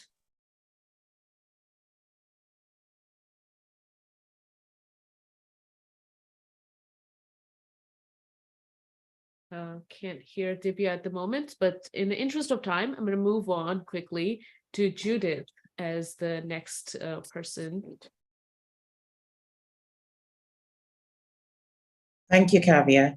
I really just want to sort of like re-emphasize some of the points made by my fellow co-panelists. So Dylan, sort of like really hearing what you were saying about it's really critical who we're reaching out to in organizations and how high up they are and what sort of influence they have. And of course, Regina, you emphasizing the fact that bringing in voices, perspectives from other cultures is so critical. I think if anything, the point that I want to make is kind of like, where do we draw the line with the conversations? We talk often. There's so many initiatives that are happening around issues like this around the world right now. And the conversations keep going on. But I think that at least in most spaces that I've been in, spaces like this, or in conversations with people like at the World Economic Forum, for example, there is a sense of the kind of things that we should be doing, that we should have. There is a sense, for example, that we should definitely, make the technologies accessible to all. But how do we actually shift the needle, right? How do we implement? How do we make this happen? How do we bring the decision makers who can say yes to this into one room and have that conversation and leave with commitment? And I think, if anything, that's sort of like in 2024, what I'm looking to see is where do we move from talk to action in these conversations? Thank you so much, Judith. And in the interest of time, I'm going to invite an external person, and then I'll certainly check in again with you, Divya. And then, of course, our timekeeper, who's going to keep us honest with time, Janae. But Nakshatra, if you are able to share with us your reflections. Hi, everyone. I'm Nakshatra, and thank you to everyone for their insightful comments today. I'm the co-founder of Iris. We're a startup focused on cyber safety and revolutionizing online safety for users of digital communities. I'm also a criminologist by background, and I've conducted research on cybercrime and interpersonal cybercrime here in Australia. And one of the things that I think is really important is not only bringing these diverse cultural perspectives when interacting with technologies, but also adopting a trauma-informed and survivor-informed approach. I think there is a subsect in a lot of these communities that have been negatively affected. And that's really important to bring to the fore, because when you have trauma inclusive approaches, you are considering the opinions of people who have been deeply affected by this, and you're setting up the standard for future organizations and future initiatives that the metaverse will eventually implement. And it's not something that you can entirely future-proof, but it's something that needs to be regular and consistent. You need to always have people who advocate for this, and you need to have survivors at the table when you consider initiatives like this. And I think that's really important. So that's those are my comments. Thank you so much, Nakshatra. I hope you attend our cybersecurity and data protection track, because that would be really incredible to have your voice there. Janae, and Janae, you are the timekeeper for this track, so I leave it up to you. You are the last person, and if you do feel like we need to stop, then we will move into the Swarm AI section. Just over to you. All right. So what I will say is everyone had some really great comments, and what it all leads down to for me, on my perspective, is the digital literacy. On last year when we had this program, it was kind of one of those things where I realized, like, not all of the lawmakers, not everyone who claims that they want to create laws for the metaverse actually understands the metaverse. And so it really got me to think that if there are people that want to safeguard the metaverse on a legal perspective, how much into the metaverse do they even understand? Do they understand even how to get onto VR? Do they understand what encompasses the metaverse? Do they think that meta and metaverse are the same thing, you know? So like, that's a very big thing. I think Nico had brought it up in their video about gaining different voices from different areas. I myself am a gamer, so if I'm talking to someone else about gaming, I need to understand how to put it into their terms, how to get them to understand, so then they know what actions to take. And that's all I had to say. We could move on to another speaker though. Anybody else? No, I think, thank you, Janie, and thank you for consistently supporting Metaverse Safety Week and XRSI.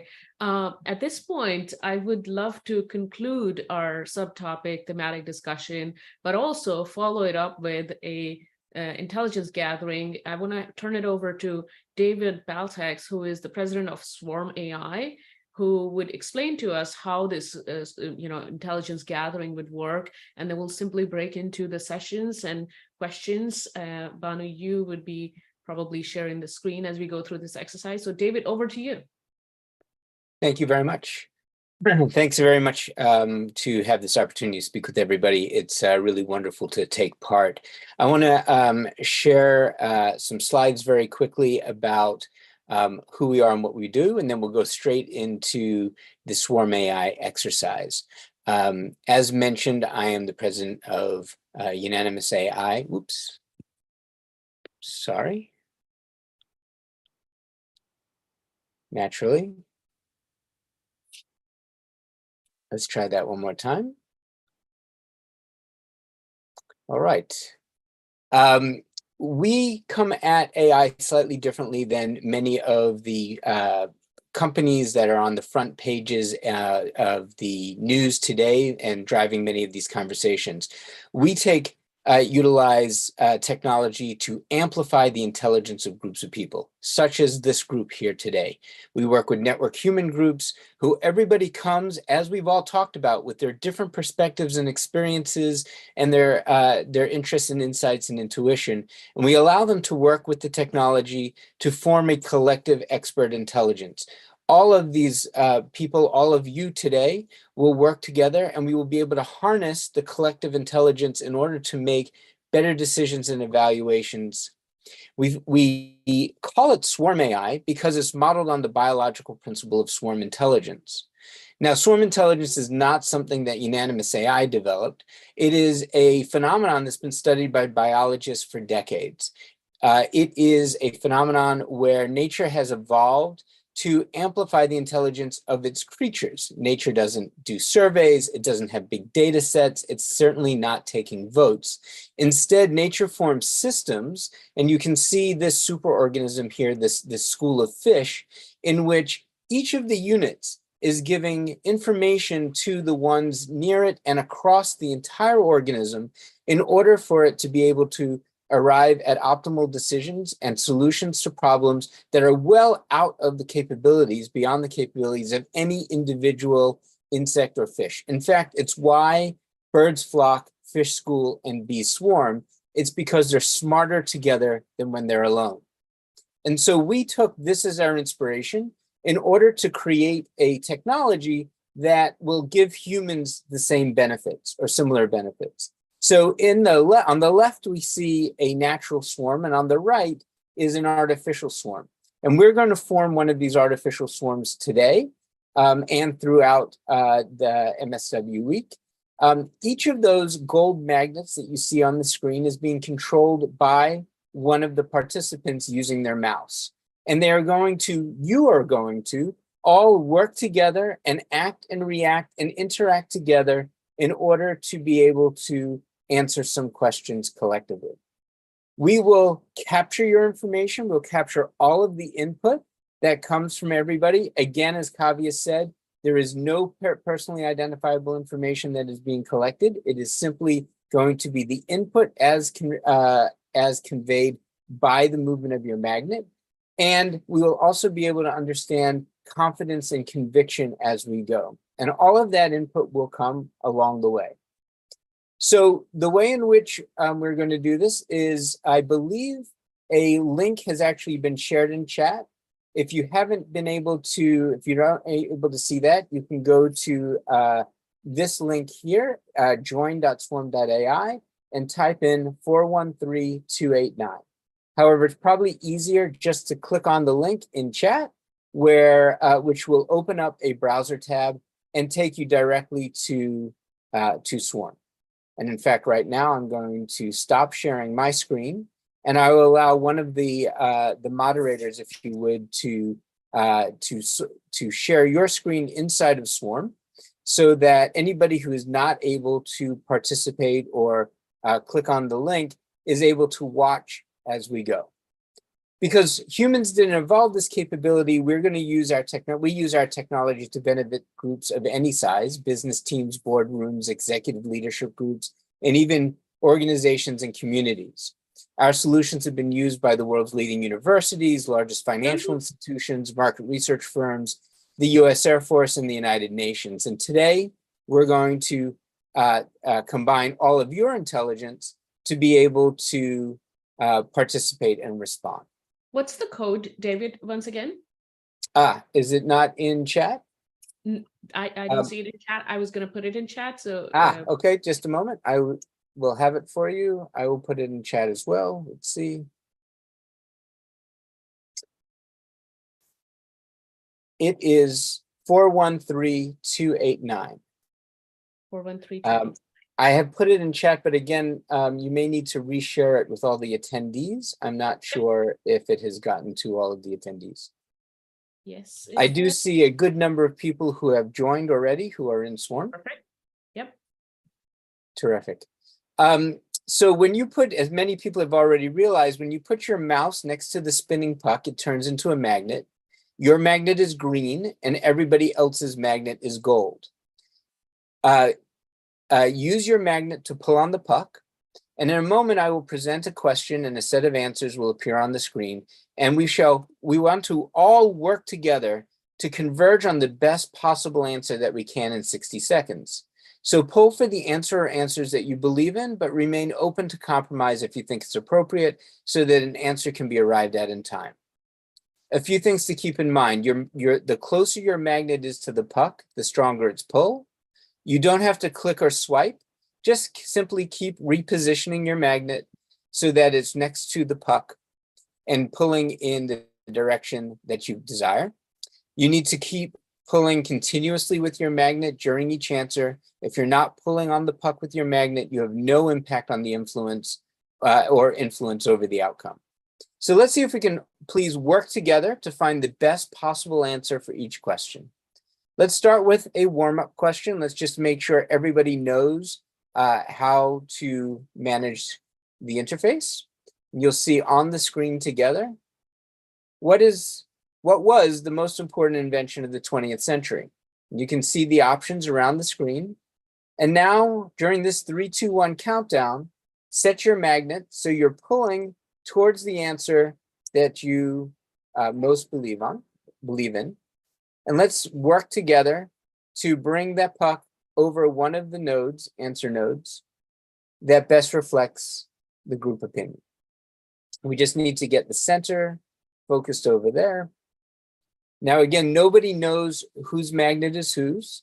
Everybody, but the AI is working invisibly to help us through to be able to identify the answer that maximizes the group's conviction. Terrific. And looks like everybody knows how this works. And just real quick, all attendees, all panelists are invited to take part in this. So you're welcome to jump in as you deem appropriate. Yes, please. The more, the merrier. And the more people contributing, the greater the collective intelligence. So the first question we have for you today has to do with identifying which is the best approach to integrate diverse cultural perspectives in AI. So I'm going to show 6 options here around the screen. Take a moment to review those and then set your magnet during the 3, 2, 1 countdown to identify which will give us the best approach to integrate diverse cultural perspectives in AI.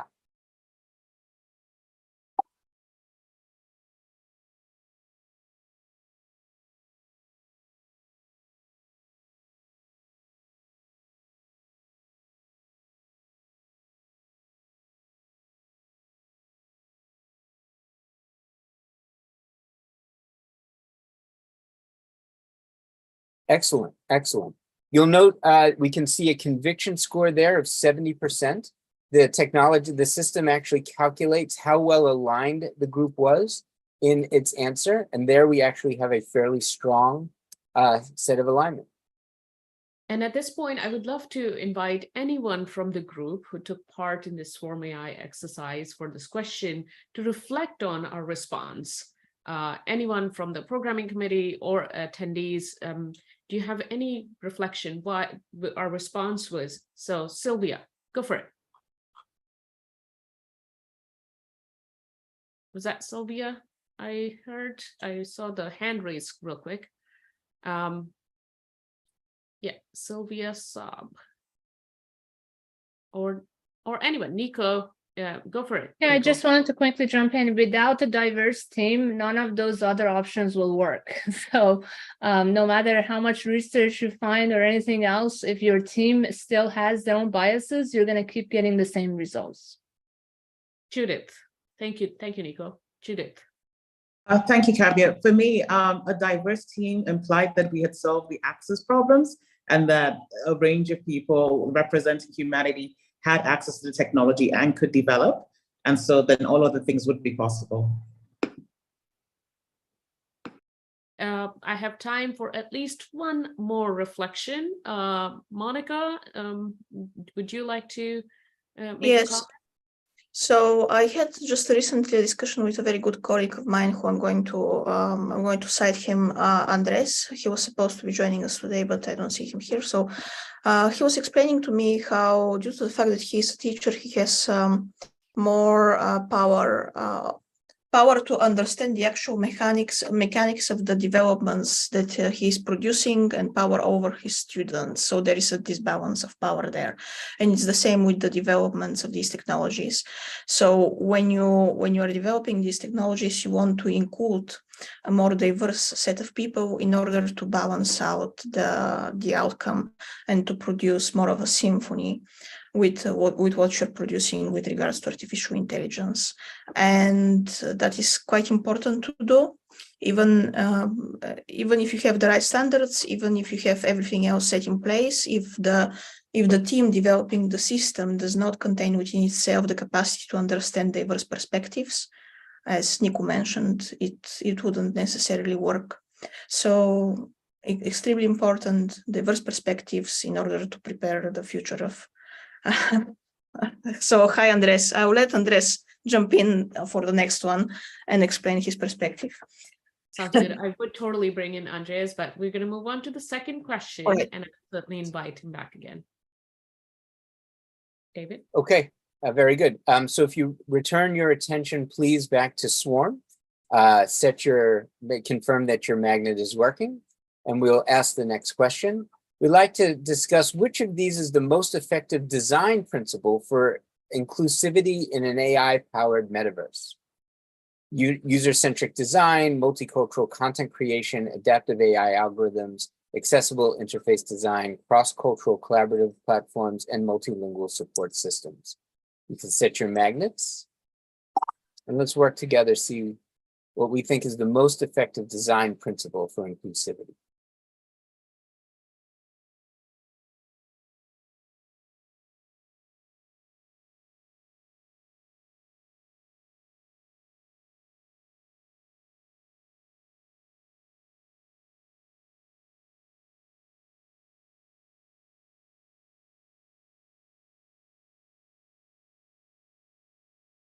We have about 30 seconds left, and there's clearly at least two very popular choices.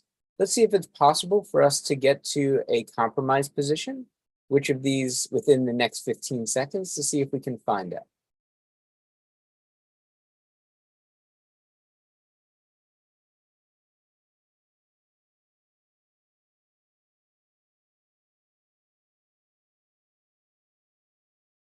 So here you can see we arrive at what we call a brain freeze. This is not a bad thing. This just indicates that there was enough support for different choices that prevented us from actually achieving a consensus result. However, we were able to pretty much identify just by looking at the distribution of that support that were three primary options that were considered to probably be the most effective design principle according to this group. There was user-centric design, accessible interface design, and cross-cultural collaborative platforms. The other three got quite a bit less of the support. Those three were the three most supported options, and enough so that people felt so strongly that we weren't able to come to a single consensus, which I think is quite interesting. Yeah, and I would love to invite folks who did contribute and have very strong opinion about one or the other option. Sylvia? I'm a designer and I had a strong opinion about user-centric design because I felt like most of those things fit into that. Accessibility and everything fits into user-centric design. So from a IT design perspective, they all are user-centric design, but I guess other people see it in a different light. Yeah, thank you. Melodina? So I work in the policy space and I also chose user-centric design. So it was interesting, but I feel that's the best way to be most inclusive if you understand the outliers. Anyone else who wants to reflect and before we move on to the next question, Janae and Marissa? I think this is kind of the importance of the digital literacy again, because I did not know that user would have encompassed everything. That was just my comment. And I would add on that. I think actually from the perspective even of the legal definition of the user, which user are you talking about? And I understand that you have the perspective of the designers, but I would say that platforms that bring as much interaction and as many also areas possible would bring much more benefits. Amazing. Nico, I'll take one of your comments and then we'll move on to the next question. Yeah, just quickly, to build on that, I think the user can be defined very differently, or the target audience. They can look at the majority and just call it a day. But that word that was most appealing in the number E was the collaborative. Whenever you have collaborative cultural, then you are opening everything to more opinions and more perspectives. Perfect. Thank you so much. And so with that, we'll move on to the next question. Okay, thank you, Kevin. The next question focuses on the identifying which is the most important factor to minimize AI discrimination in VR environments. You can take a look at the items that we've presented for you. Which of these is the most important factor to minimize AI discrimination in VR environments?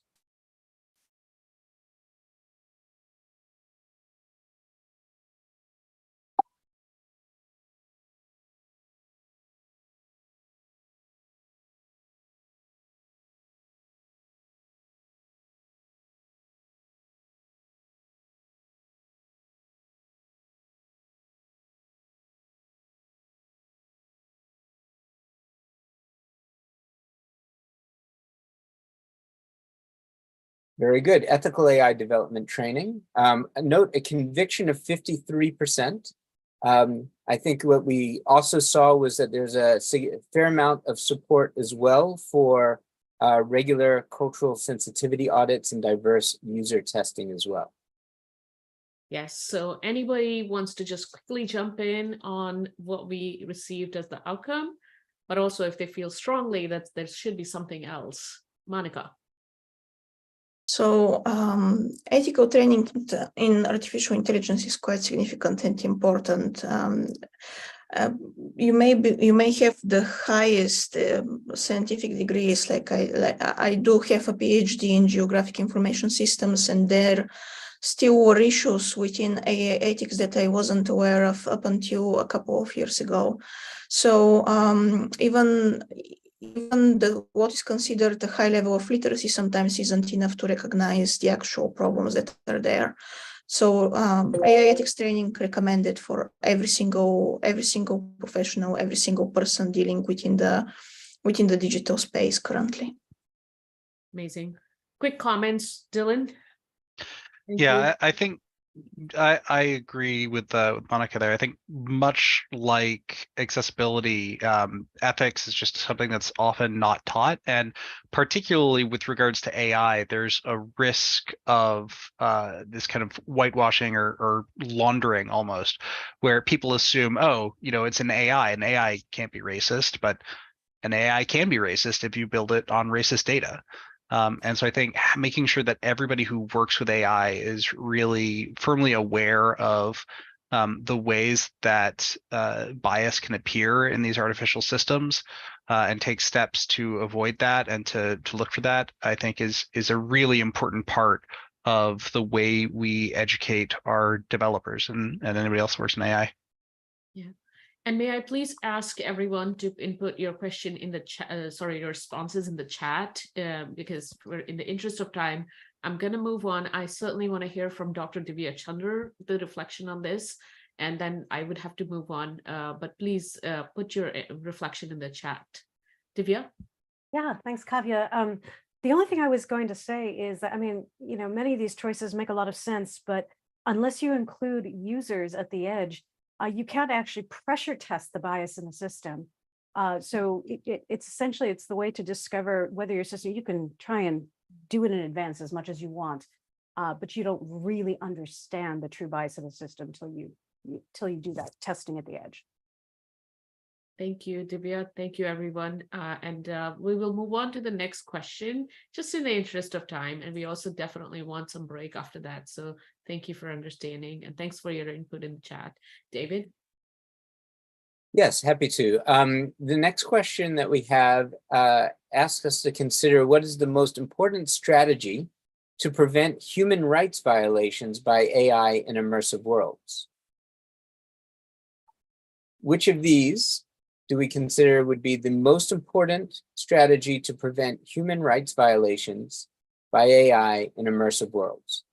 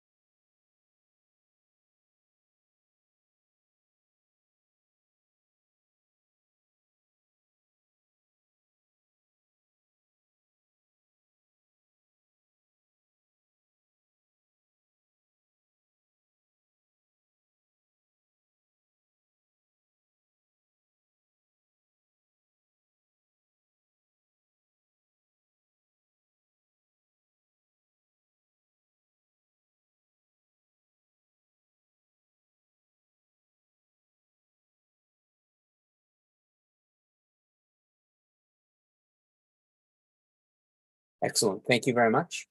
If I may just interject, Kavya, I attended a AI data governance conference in Washington, D.C. last week, and transparency of AI algorithms was among one of the most popular topics at the conference as well.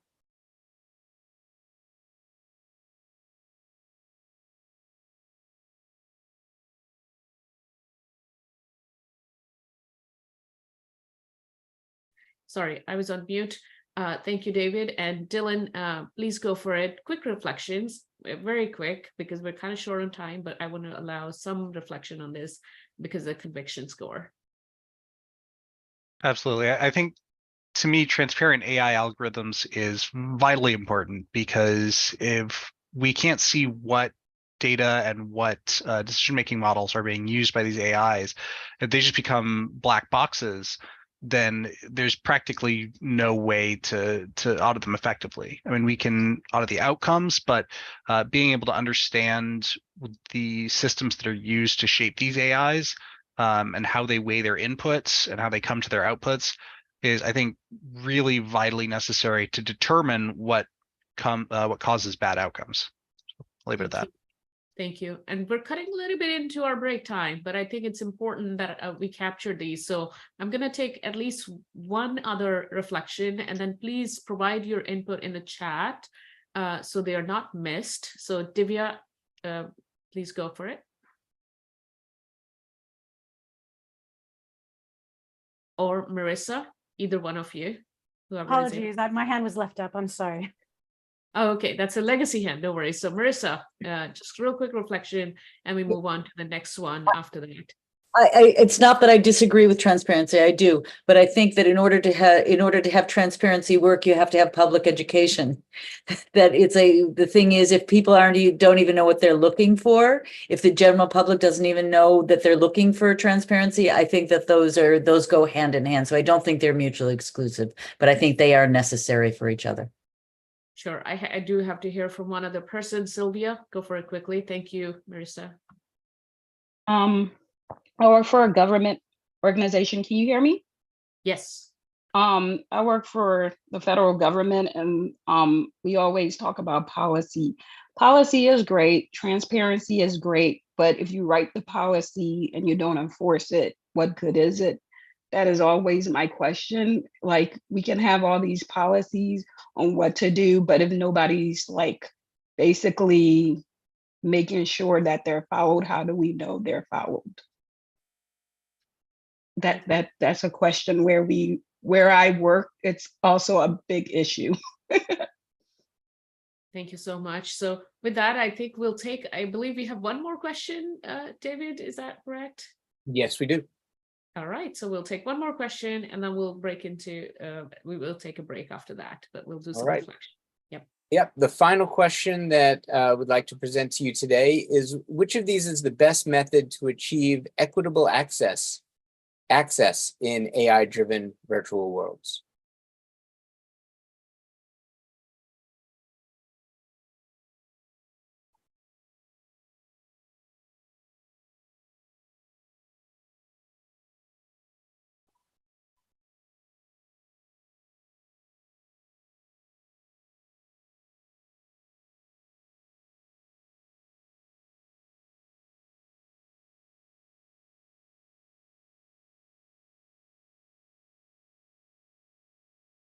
So global digital literacy programs, this one had a 73% conviction, amongst the highest of the day. Thank you. And Janae, do you want to just jump right in? Be like, told ya. Yes, but, exactly. Right. But anyone else, just quick reflections, and then we will certainly take a 20 minutes or at least 15, because we're kind of cutting into our break time. Any last thoughts? Or also any reflection on what we just went through? This is the first time ever swarm AI intelligence has been used in the context of safeguarding the metaverse. So I'll go over to Judith. Thank you very much, Kavya. I just wanted to say that with the global digital literacy programs, I think that those would only be effective if there's also access to the technology alongside that. So if that's presumed in the literacy program, then I think absolutely that choice makes sense. But if it's a case where you're, creating awareness about the technology, but people don't actually have access to it, to experience it, then there's a problem. Fair point. Yeah, Julie, thank you. And then Marissa? I do dare to say that literacy is not a matter of if we need to have it, because it's not even for the general public only. Let's not forget, as I said respectfully to some of the people in the policy and Brussels and all of these worlds that decide our lives, we are all citizens in the end of the day. So when we talk about literacy, we talk a broad spectrum of what we need to know. Governments, politicians, literacy is as a whole. That's why I think we should not confuse literacy with education, that we also need, of course, but a common language. Taxonomy is a huge importance because there's so many disciplines. It's so difficult to understand what we're saying. Even as someone said, I'm a designer, I'm this, I'm that. Someone that is a scientist and says, I never have ethics training. We should be humble and understand that we are in very, very difficult waters. But even this experience, David, I'm fascinated with this tool, but at the same time, my first question would be, what are the dangers of this mindset, right? As I like to think as a flock, I'm more the kind of bird that normally flies alone. And therefore, what kind of interface am I creating for the birds that fly alone? Knowing that what you just present is an amazing tool, don't get me wrong, but always having this, that when we design something, we see the other side of things, right? That we have the courage to say, okay, this is amazing for A, B, C, D, and let's take advantage, but this could be the downsides. And we did that in prescription of medicines, right? Did we say this can be good for you, but it can cause A, B, C, and D. So I think this kind of transparency is also even part of the literacy we need. Totally, Marissa. Thank you. Thank you so much. And, I think it would be perfect to then close out this subtopic, the magnet discussion, with comments from our chair. Monica, I would love to bring you in before we just go for a break. Yes, so I just wanted to really quickly say that Marissa Zauerbach and I are working on a digital literacy initiative, which I'm hoping will become even more important in the future, because we just conducted diverse consultations towards the UN Digital Compact in the beginning of this year, where we realized that literacy is an extremely diverse topic from a lot of different perspectives. It can be analyzed, and it requires specific attention. And at the same time, I would like to say that when we mention literacy, we are always doing it with the view of acceptance, meaning we do not think that anyone who doesn't have the necessary digital skills yet is illiterate. We always think that there is a room and a space to grow, and everyone should be given the opportunity to gain the skills, to understand better, and to realize the capacities within these technologies, which is why I'm so grateful to you, Kavya, for including us all here today. So yeah, I don't want to cut more into the break, a couple of minutes of break for everyone, and then we'll be back with the next wonderful part of this discussion. We will take exactly 15 minutes, Monica, also because I would love to eat something right now and drink some water. So we'll be back at 3:17 PT and 6:17 ET, 11:17 GMT, and we'll resume on our second subtopic. So please, the session will remain open. You're welcome to still put stuff in the chat, and please grab some water, eat something, and then we'll be back in 15 with our moderators and the panelists.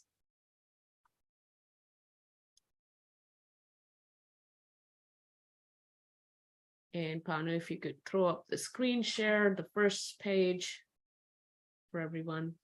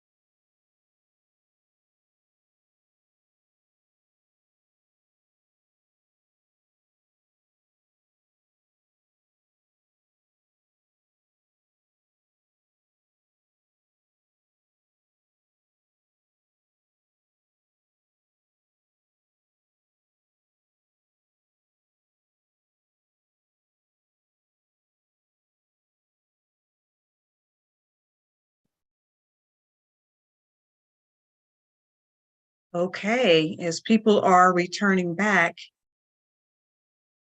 I'm excited about welcoming everyone back. Well, we'll now resume the 4th Annual Metaverse Safety Week Edition's Roundtable discussion. It's focused on human rights in AI-powered immersive worlds. My name is April Boyd-Nerona, Executive Board Member and Global DEI Advisor at XRSI, and I'll be your moderator for the first thematic discussion for this portion of today's event. So remember that the thematic discussion will include 20-minute moderated discussions where anyone from the active contributors can raise their hand and add their 2 to 3 minute remark on the subtopic. The open discussion for this second thematic discussion will be followed by an intelligence gathering session where all observers and contributors that are here today can take part by responding to a strategically curated question via Swarm AI. At any given time, we want you all to understand that no personal data will be collected beyond what you've already permitted, and the aggregate output from this exercise of collective intelligence gathering will be recorded and published in the post-roundtable report. Now, let's review the focus on this second thematic discussion, which is titled Digital Identity and Data Dignity, Extending Human Rights for Access, Ownership, and Mental Autonomy. Here we will embark on a profound exploration of human rights within the dynamic realm of AI-powered immersive worlds.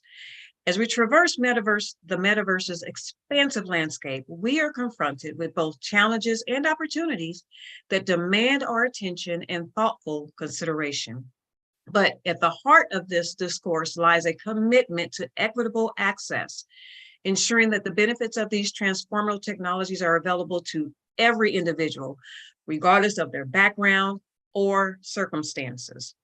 We delve into the pivotal concept of user autonomy, emphasizing the imperative, of granting individuals the agency to manage their digital identities. Furthermore, we navigate these uncharted waters of data ownership rights, striving to define clear and effective frameworks that safeguard personal information on an increasingly digitalized world. But our conversation does not need to stop here. We extend our gaze to the horizon of neuro rights, where we recognize the need to shield mental autonomy from potential infringements by AI and brain-computer interface technologies. So through this discussion, we aspire to contribute to the development of a robust framework that harmonizes technological progress with the enduring principles of human dignity, personal freedom, and human rights that would ensure that as our digital environments evolve, our commitment to humanity remains unwavering. So before we begin, I invite Divya Chandler, neuroscientist, physician, and futurist, to set the stage for us with the 5-minute intervention. A little bit about Divya is that as a scientist specializing in neuroscience, she has helped bridge the gap from cellular to systems level research, particularly investigating the nuclei and neural networks responsible for transitions between various vigilance states, such as wakefulness to sleep and consciousness to unconsciousness. Employing advanced optogenetics technology selectively activate or silence light-sensitive protein channels in neurons to conduct all of these investigations. Now, her clinical focus is on anesthesiology that aligns with the goal of unraveling these mysteries of human consciousness. Divya, I'll turn to you. Thank you so much, April. Sorry for that mouthful. Hi, welcome all of you. I want to share a little bit of what I do. I am a medical advisor to XRSI. I also work not just as a physician, but I also work as a neurotechnologist and as a passionate and ardent neuro rights and neural sovereignty advocate. So my comments right now are going to build on the eloquent comments that were delivered by Lorraine Finlay at the very beginning of this, really honing in on this idea of human rights and mental autonomy. So I open with this question. If your mind is what defines you and how you interact with the external world, then do you have the right to your own mind? Do you have the right to neural sovereignty? And is this synonymous with selfhood? Is the neural code as or more important in defining you as the genomic code? So neurotech, by the way, just like genomic technology, has now achieved the ability to both read from and write to the brain's neural code. And these technologies are used to do things like heal sensory, motor, and cognitive disorders.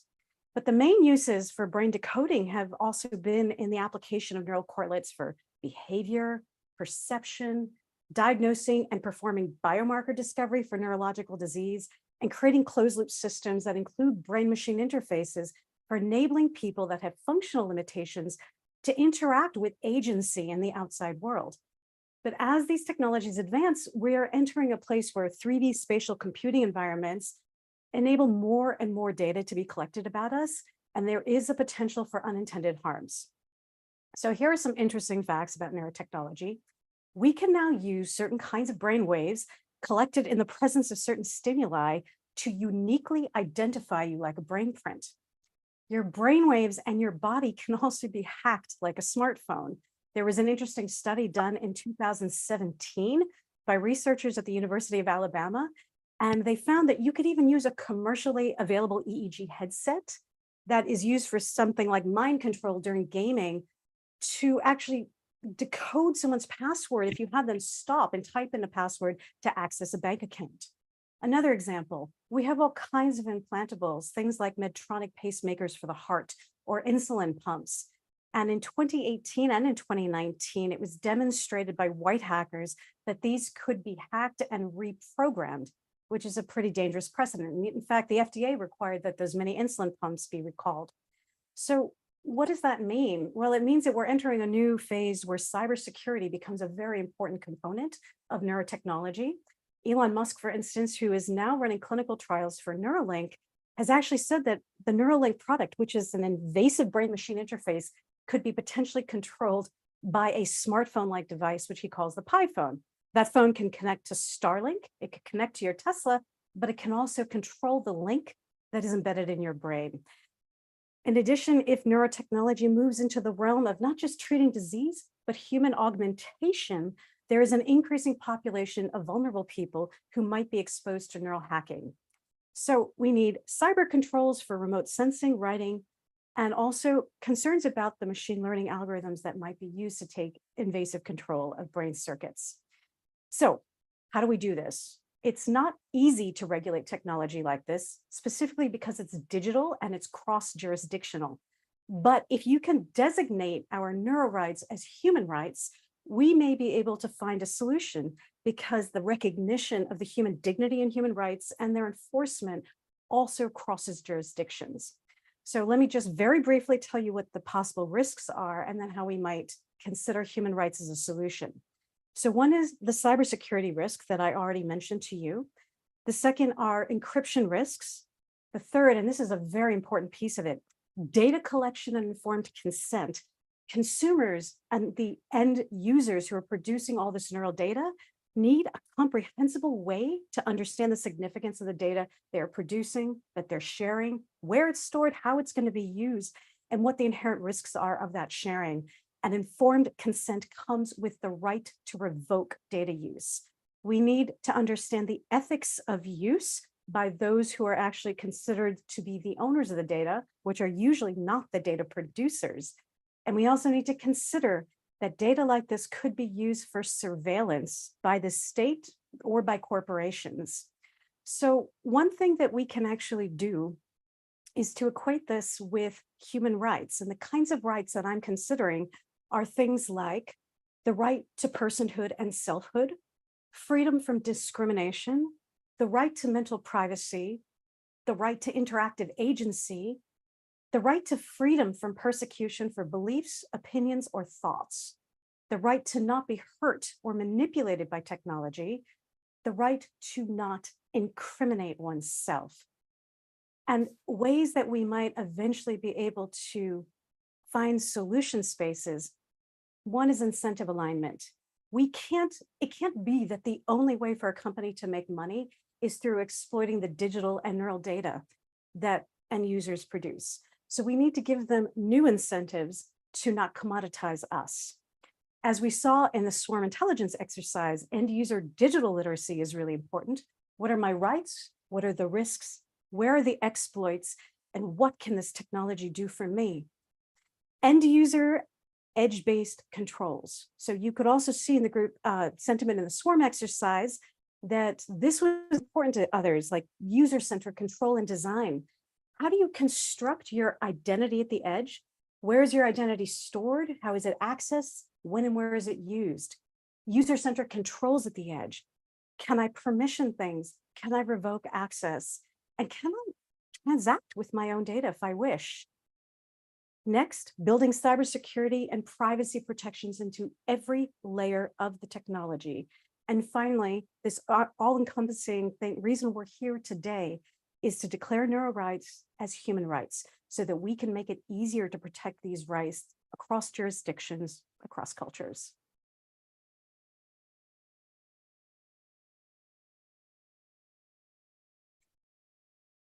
You're on mute, April. Divya, I didn't hear that last comment. The very last comment regarding, essentially it goes to the very essence of the fact that this is all digital data. It is very, very difficult to control digital data across governments, across national boundaries, and to protect vulnerable populations. Think also of migrants, for instance, who may be stateless, right? So one of the only ways to achieve this, I think, is by equating our neural rights as human rights. Great, great, great. Thank you. Thank you so much, Divya, for that perspective and the insight provided on this very important topic. That sets us up to dive even deeper into this important subject. So at this point, the floor is open to all contributors to share about 2 to 3 minute remarks on the topic that Divya just shared insights on. So please use the raise hand function to share your perspective on the theme, and I will call people as I see the hands raised.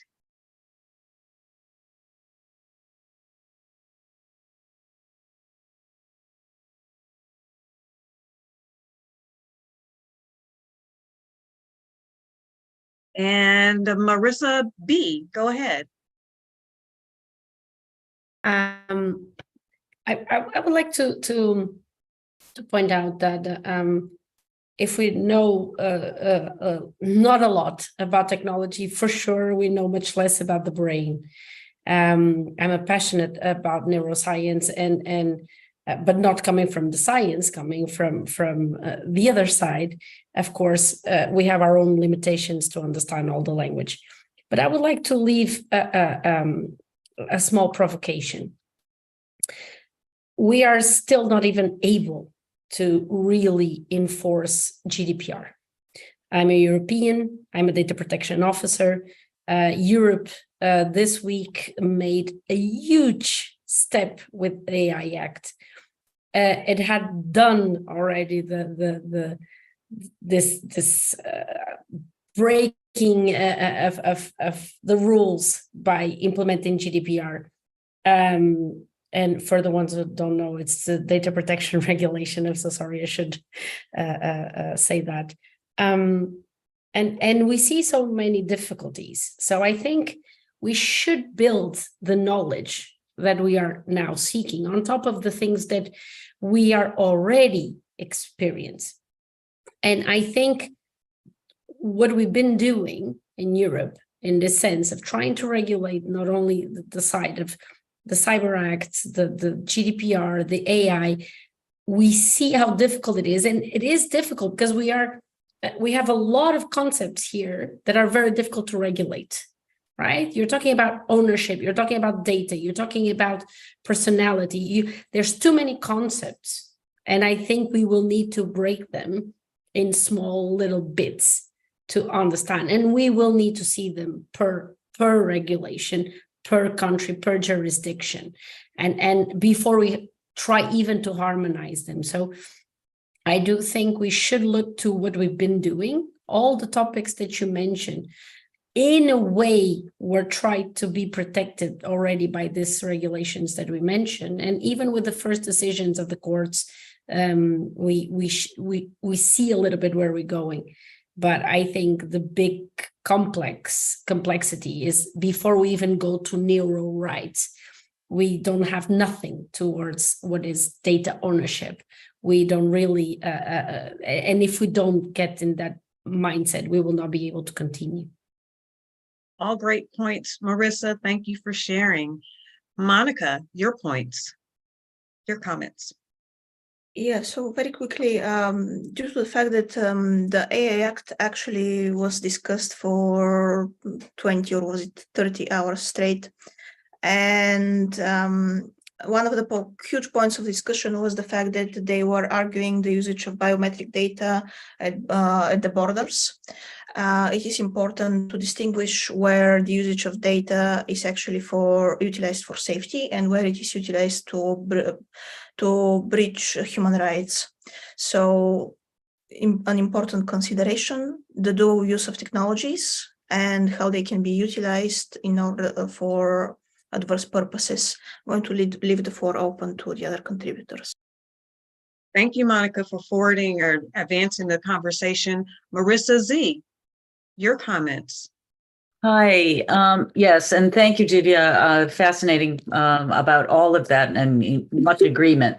The thing that keeps coming to mind for me is that when we're beginning to talk about neuro rights, we're also, rather than it being also only in conversations with even researchers and designers, it's really about the producers of this stuff. What really concerns me are things like the mental health apps that are being used. And that's not just about the collection of data, which is, we know that's a huge rabbit hole, and there are huge problems with that, both in regulation and otherwise, but also the government allowing certain products. I mean, Apple Watch using their watches to provide mental health care.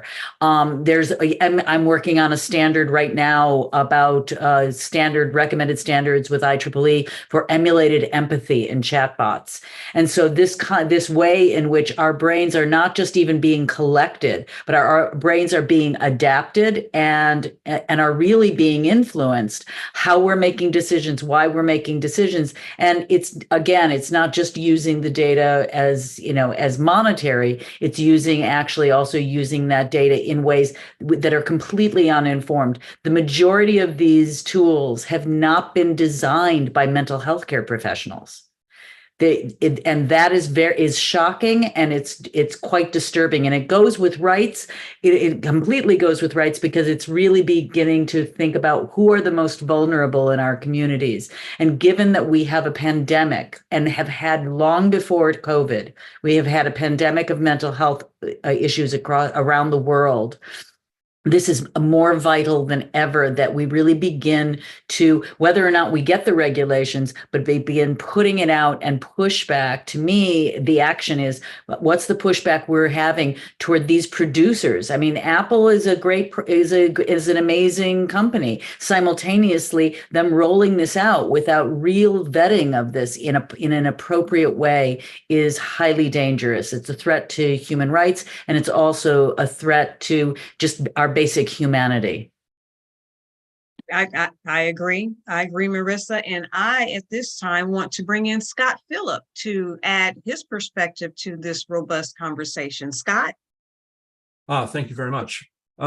Yes, all of this touches very much on the activities of my commercial group. And what we're trying to do is bring to market technology that provides the foundation for this kind of data privacy. I've written a Medium article that I entitled "Privacy Capitalism," because what we can see from the perspective of infrastructure providers is the ability to actually build new business models based on this privacy technology. So at the moment, we're in a situation where the dominant model is surveillance capitalism. And it's kind of what we're talking about here, really, where every time you touch your internet browser, there's a company on the other side of that that's benefiting from the fact that you're interacting with something, because they are essentially taking your data upon every interaction. And what we're talking about here is the need for technology, whether it's new browsers or whatever, that that when you interact with something, an app or a website, that information is then put in a secure container for your benefit, that you can then say to those companies, would you like to buy some data? Now that's very potent, because would you like to buy some data is actually very valuable to them, right? Now think about this. I can go out and I can pay Google to advertise, shotgun in the darkness, and pray for a conversion, right? Or maybe in the future, I can buy some data of some users with a very specific need that I can fulfill. Now, what am I going to do? Am I going to go and throw money down a drain at Google, or am I going to go and buy some data from some people who are looking for what I'm selling? Wow. Wow. Let's leave it. Oh my gosh, something to really think about, right, Scott? I'm going to have Divya chime in as well, bringing it full circle. Divya. Thank you, Scott. So every single thing that was said, I'm 100% behind, and it's only too bad that we had 5 minutes to do these kinds of, this is a really ongoing interactive discussion. To those who are saying this sounds like science fiction, I have entire talks motivated from science fiction novels, film, Black Mirror, etc. And after each one of them, something in genomic technology, synthetic biology, or neurotechnology that already exists today, like moving memories from one organic brain to another. That happened 10 years ago. So there are some really, really interesting things coming online. The second piece of it is a lot of people are talking about data producers and protecting data at the edge. And I worked with a technology that was a future internet architecture called named data networking, which had enhanced privacy and security controls, access controls for data producers at the edge, the ability to create data vaults, and to enhance cybersecurity in general. And also the ability just to transact with that data. I really want to also overemphasize the ability to revoke consent. That is such an important piece of this. If you change your mind, just like if you were participating in research with an IRB, you should have the right to say, I'm sorry, I don't want to do this anymore, and I want my data taken back. And finally, that brings me to another very important thing. Several people mentioned the fact that a lot of these corporations and companies own that data, not the person who produced it themselves. And one of the things is they provide a EULA, right? An end user license agreement. That's a legal agreement to protect the company. That has nothing to do with the producer's data rights. What we need is an informed consent, sort of a design process now to protect the people producing data, and also from encroachments. Like, for instance, let's say a company goes under, let's say a company is acquired through a merger or acquisition. Even if you signed an agreement with that company, a lot of the company's intellectual property resides in their consumer data, and they get to sell that along with their company. And the agreements you signed with that company may no longer hold. And so there are so many different levels at which we need to consider consumer data protections and rights, and their digital identity rights as well, because this biometric data is intimately connected to who we are in our selfhood. So, and I also hope you all are keeping track of the chat thread that's going on. Just fascinating in and of itself. Marissa, let me bring you in, Marissa B, for your comment as well. Yeah, I needed to provoke Scott. Scott, there's a beautiful movie. I do not know the name, but as I advocate for the fact that we should own our data, And that would allow us to also have much more freedom in what we do. There is this movie that put people that didn't have any money and they were in financial trouble selling their own data. And there's this peculiar scene where someone is seeing commercials, and that's the only way that they would be able to go from a place to the other, because they didn't have money to do anything. And that's the dystopian world. Of course, we're not there. I understand what you mean, but I think, as I said also in the chat, we do have more right protections in Europe. And I really think that that's also a really interesting way to see that there's something that we are already doing. Everything that you say about the right to say, I regret or stop using my data, or right, it's already in place. And it would be really, really important if the US would follow a little bit these steps. Yeah, Marissa, I'd like to go ahead. Just make a point that very quickly, that there's a difference between having a legal protection and the actual informatic ability to enforce the thing yourself, right? So if you can just go, bang, no, you're not getting access to that anymore, goodbye. That's different from going, oh, I've got a right under the EU legislation, because then I have to go off to court and spend $500,000 to enforce my rights. And Kavya, thank you, Scott, for that perspective. Kavya. Yeah, I really tried to hold myself back, but then there was such a, every time Divya shares something, it's like it invigorates the brain so much that I have to add that XRSI did and has been working on XRSI privacy and safety framework. And in these AI-powered metaverse, when we talk about the consent, what does it even mean to be private or have a consent? And that's where we identify these 4 pillars where we talk about consent as context. And this is not me, this is coming from Noble Ackerson, who is one of our really amazing advisor, who put this together. And then we dove deeper into research. So context must be provided. Control, just like Scott is saying, must be given so that context, they can exercise their rights, but they should also have a choice.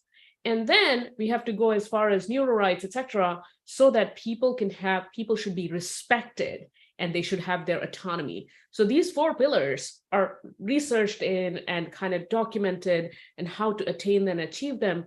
That's what privacy would mean in immersive worlds where all of this data is inevitably going to be collected, and it's inevitably going to be processed through AI algorithms, etc. So context, control, choice, but we go over that to respect and autonomy.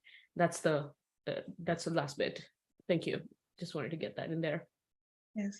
And let's see, Sylvia, for a quick comment before we turn to the Swarm AI discussion. Sylvia?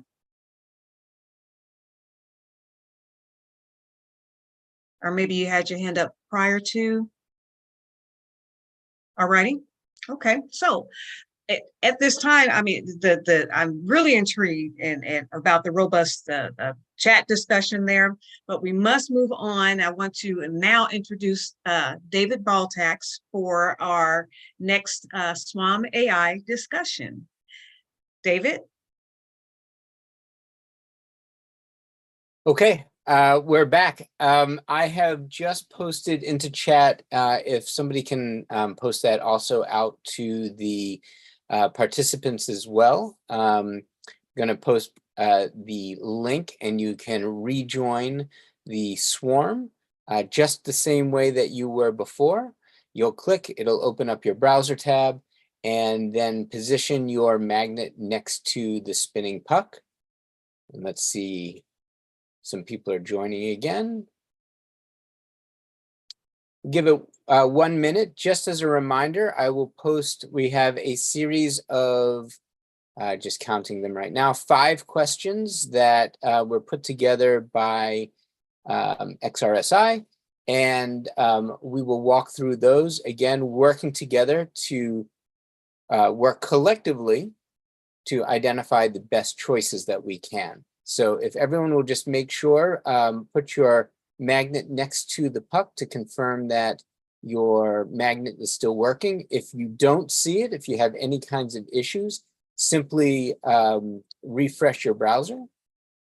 Perfect. And David, I'd like to remind everyone that's in the discussion today that any and all that are here are welcome to participate. Excellent. The more the merrier, right, David? Absolutely, absolutely. The more minds working together, the better the collective intelligence. I will also just reinforce the fact that we are not collecting any personally identifiable information. Nobody knows whose magnet is whose as we go through here.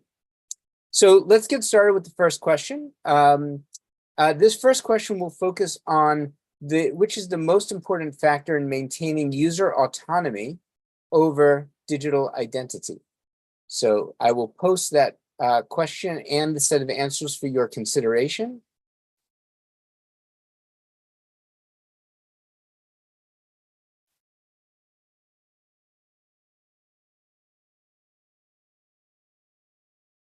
All right, you can set your magnet now during the 3, 2, 1 countdown for your top choice. And remember, you don't have to click, you don't have to swipe, just continuously reposition your magnet to provide your input.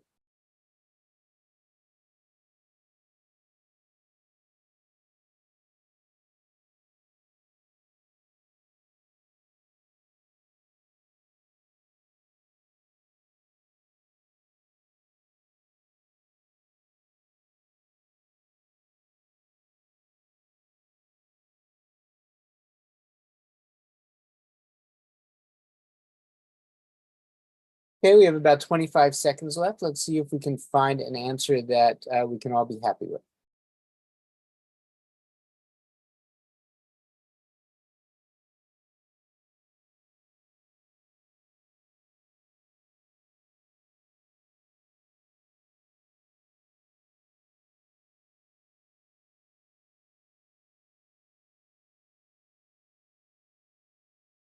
All right. Well, again, as I pointed out before, brain freeze simply just means that there were strong enough opinions that we weren't able to arrive at a single answer, but it was pretty clear that there are 2 answers in particular that had the greatest consideration, and that there were a number of them on there, including transparent AI algorithms, which did not. And so, David, yeah, let's take a minute here, so we were pretty much mixed with the brain freeze.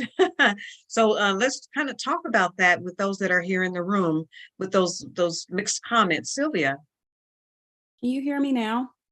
Yes, yes. Okay, this is what I was trying to say before. I'm a person who does not create these systems, right? I know only the user side of it. If you're going to put, like, I don't know, whatever to say that the user, how does the user know how to use these things that are in place? We don't know.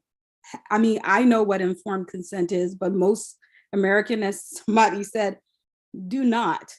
I know technical terms because I work in IT and design, but most people don't. So how would you know how to use the things that are implemented if you don't even know they're there? Very valid question. For consideration. Exactly. Divya.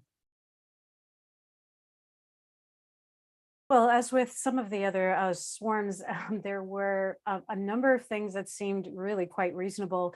The reason, and I didn't choose one of the 2 that it seemed to be tending towards, like decentralized identity management or privacy and identity management. And the reason I was leaning towards user-controlled access is because let's imagine your identity were distributed somewhere on the blockchain. It's neither private nor secure. And so decentralization in and of itself isn't enough. And just because there are good privacy standards around that, it still doesn't give you control or access. There has to be a way for users at the edge to have control over their digital identities. And I agree with the last speaker, that is going to be hard to accomplish if people don't know how to use the system and don't know what their rights are. So we will need the digital literacy to go along with that. Exactly. Exactly. Kavya. Yeah, I just want to just real quick and say that something about the laws that was also on the option. But every time anyone says, oh, laws are the answer, my thought is law or law enforcement or police or anything, they come after everything has gone wrong. So laws cannot prevent, they can be a deterring factor. So I would go with Scott, where Scott said these things have to be baked into the platforms and applications. So user autonomy, no matter how aware I am, if Meta or any other platform doesn't give me a choice or provide controls, I can keep my awareness. I'm very aware, but so that would be my thinking, is that it's a very we have to pursue this question very, very diligently, because there is a really significant amount of harm that could happen, and no laws could mitigate that harm. And I wanted to share Helen Lauder's comment. I leaned in towards the educational aspect, as I believe that this is part of the critical foundation that is needed for users and underpins other aspects for success. All righty, David, take it away. All right, our third question. Asks about what should be the primary strategy for establishing effective data ownership rights. So we will provide a few choices here. Primary strategy for establishing effective data ownership rights. What should be?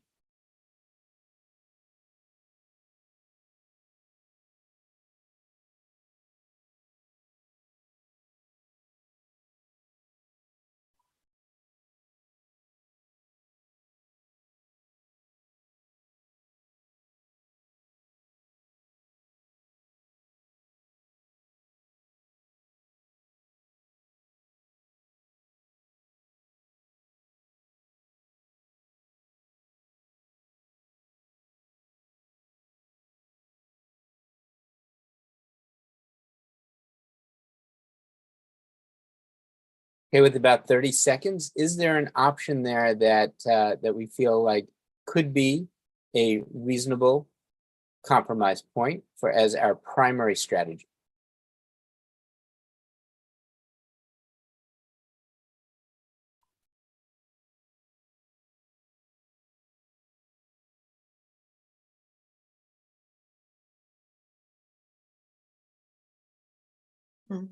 Okay. So international data protection regulations fared the most there.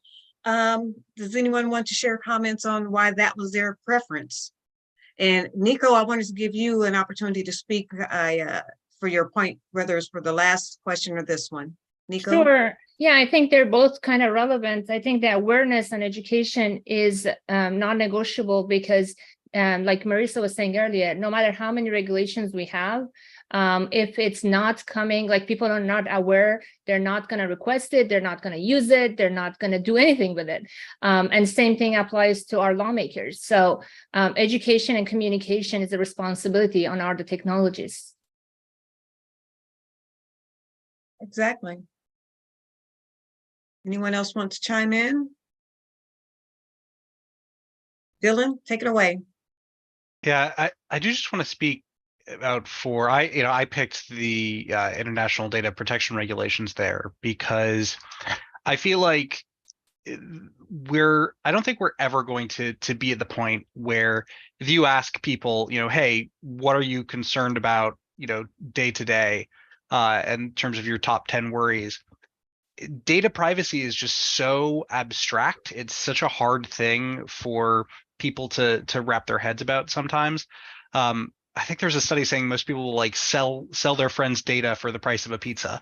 That really, to me, we need to make sure that we have laws in the books, we have systems that aren't depending on every single person to take an active interest in their own data. We need to have systems in place that are protecting that data for them and protecting their rights. I think we've seen things like all the websites that now ask, can we put will you accept this cookie? I think the reason we have things like that is regulation. And I think there's obviously more to do there. You know, the cookie system, people have already found a million ways to kind of work around. But I think having those strong regulations is what gives us as activists levers to pull on in order to actually help protect folks. I think without that, it's so easy for big companies, especially, you know, surveillance capitalists, to just ignore anything else we'd have to say and just rely on folks' ignorance to win the day. Marissa, you have your hand up there, so. I think if it would not be regulation, we would not even have now the profession called the data protection officer. It was not because companies want to have it. It was not because the economy was asking for it. It was literally because it was imposed. And because it was imposed, we start seeing privacy officers. We started seeing data protection officers. We started seeing a whole spectrum around privacy that was not there before the regulation. So yes, you need education. In parallel, is not either or, but the regulations showed also the cascade effect that one influenced the other, influenced the other, influenced the other. And then more campaigns can be done. And as Dylan was saying, advocates can also say, this is because, and then they have at least a comparison. Someone is doing that, someone is doing that. And the big fines that don't need any consumer to go to court in Europe. That's the difference regarding to the Scott comment. I don't need to go to court to see a huge fine be implemented by a data protection authority. There's a data breach, for example, something went wrong. I would be protected without me going to court. So I think regulations are, a good thing to have. Good point, Marissa. I'm gonna have Nico make a point before we go to one more question. Sure. Nico. Just quickly, I think we need to clarify, like, this is why the education is so important. Taking data is not always wrong. A lot of AI and using data is a good thing. So where we communicate with the user, we can educate them where the data is being used and for what, and that's when they can make the decisions. And in this world, people have options. They're not limited to just Meta or other big companies. So with having more education, we're giving them a choice to select what they want to do with their data. And so I think that's why it's so important. And one thing to consider is that most of the big companies, they just learn how to deal with regulations. They go around it or find ways, but never has happened that they design for safety, design for privacy. And I think for all of us that are here, this is an opportunity to start from scratch and think from the beginning, not when everything has been built. And Scott, I'm gonna let you chime in as well. Oh, thanks. I think what we're looking at here is a three-legged stool. And regulations, yes. Education, absolutely, but also mechanisms. So again, if we don't have those actual mechanisms, underpinning all this, then it becomes a bit academic because the barriers to actually, doing anything effectively in this space become so high for most people. So just wanted to make that point. Lorraine, quickly, and then we'll go to the next question. Thank you. Super quickly, and just to build on what Scott was saying, I think what this conversation has really reinforced for me is that there isn't one single answer to any of this. Regulation alone won't be enough. User education alone won't be enough. They all need to reinforce one another. And I think we also need to remember there's no conclusive response in terms of a single set and forget answer that we can just put in place and then move on from. So it's a matter of constantly having these conversations, reevaluating where we are, reinforcing why these principles are important, and looking at what more we constantly need to do. So I think the good news I'm taking out of today is that there's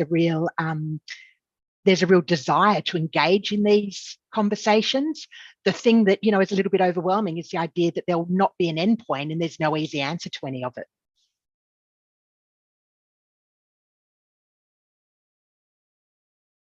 and the discussion continues. Lorraine, let me have you reflect as well, and then share some closing remarks. Lorraine. Sorry, I was on mute for a moment there.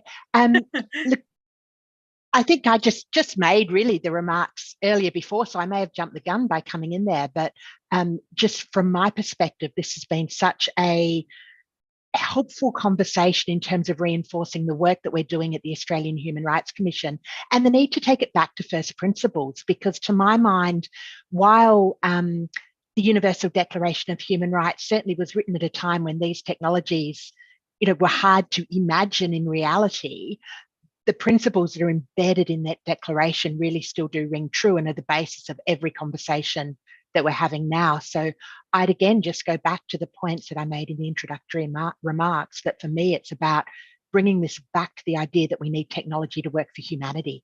This can have just such extraordinary benefits. And I know Nico was mentioning just a moment ago, the context and the fact that there can be, enormous benefits sometimes to the way this is used, but there are very real risks. And if there's one thing that the swarm demonstration showed me, it's that there aren't easy, straightforward answers that we can all agree on, but we instead need to, I think, bring the full suite of possible responses to the table, and make sure that we're not getting overwhelmed by the speed at which this is happening, the complexities of what's happening, and the sheer enormity of the change that's upon us, but actually look at really tangible steps we can take day by day to make sure that individual harms are not just responded to, but prevented in the first place, and that at a broader society level, we're really grasping those opportunities while protecting against the very real harms that we know could be caused. So thank you again to XRSI for really bringing us all together to have this conversation, and I hope it's the start of many, and I look forward to continuing to connect with all of you as we progress this forward and really try to make sure that we bring human rights into the heart of these technologies moving forward. You're on mute, April. Doing that. Couldn't have said that any better, Lorraine, but I do want to remind us all, we will be coming back to David with the Swarm AI. We do have a few more questions. I got so excited with this robust conversation. David, take it away. Unmute for my turn. Yes, my turn. I just do want to say, based off of a couple of questions in the chat, I just want to make two quick comments that first and foremost, we are presenting a particular question format here where we have a set of answers, a specific set of answers that are presented here for simplicity and speed, right? There are plenty of other ways in which Swarm AI can be used for much more open-ended and constructive conversations. Happy to review that another time with this group. The other thing is that the results and all of the data for the input is all being collected. The plan is to, following the week, to be able to prepare that all for you and present it back as a follow-up. So that's just had been brought up a couple of times in chat, and so I wanted to make sure I shared that. If you bring your attention back to Swarm, we will ask our third question of the planned 5. We'll see how time goes for us. On this question, we are looking to understand what this group believes to be the most crucial aspect for upholding rights in AI-powered immersive worlds. Which of these do we think is to be the most crucial for upholding rights in AI-powered immersive worlds? Most crucial.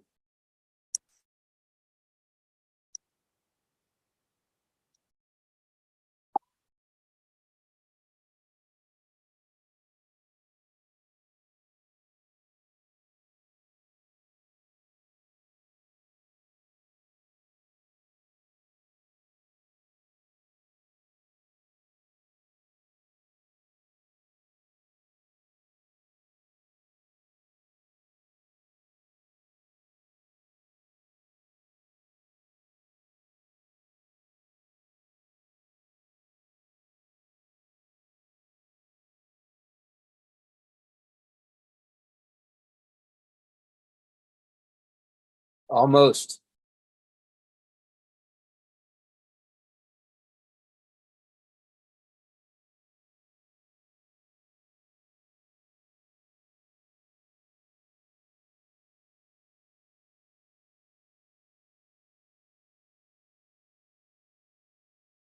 A lot of strong opinions on that one, but glad to see that we were able to come to a little bit of consensus. And for brevity of time, let's go to the next question. Very good. Okay, this next question is, what is the most crucial right to be extended for digital identity management in AI immersive worlds? Here we have 5 choices. Which of these is the most crucial right for a digital ID management?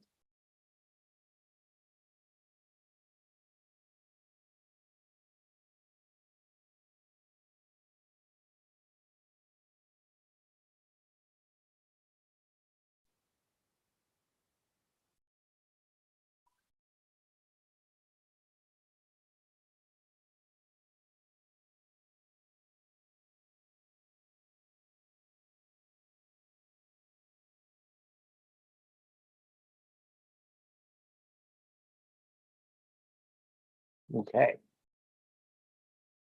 We have one more question. April, do you want to move to that question or go right into discussion now? Sure. Yes, let's go to the last one. Okay. Here, we're going to examine which human right needs the most strengthening to ensure mental autonomy in emerging technologies.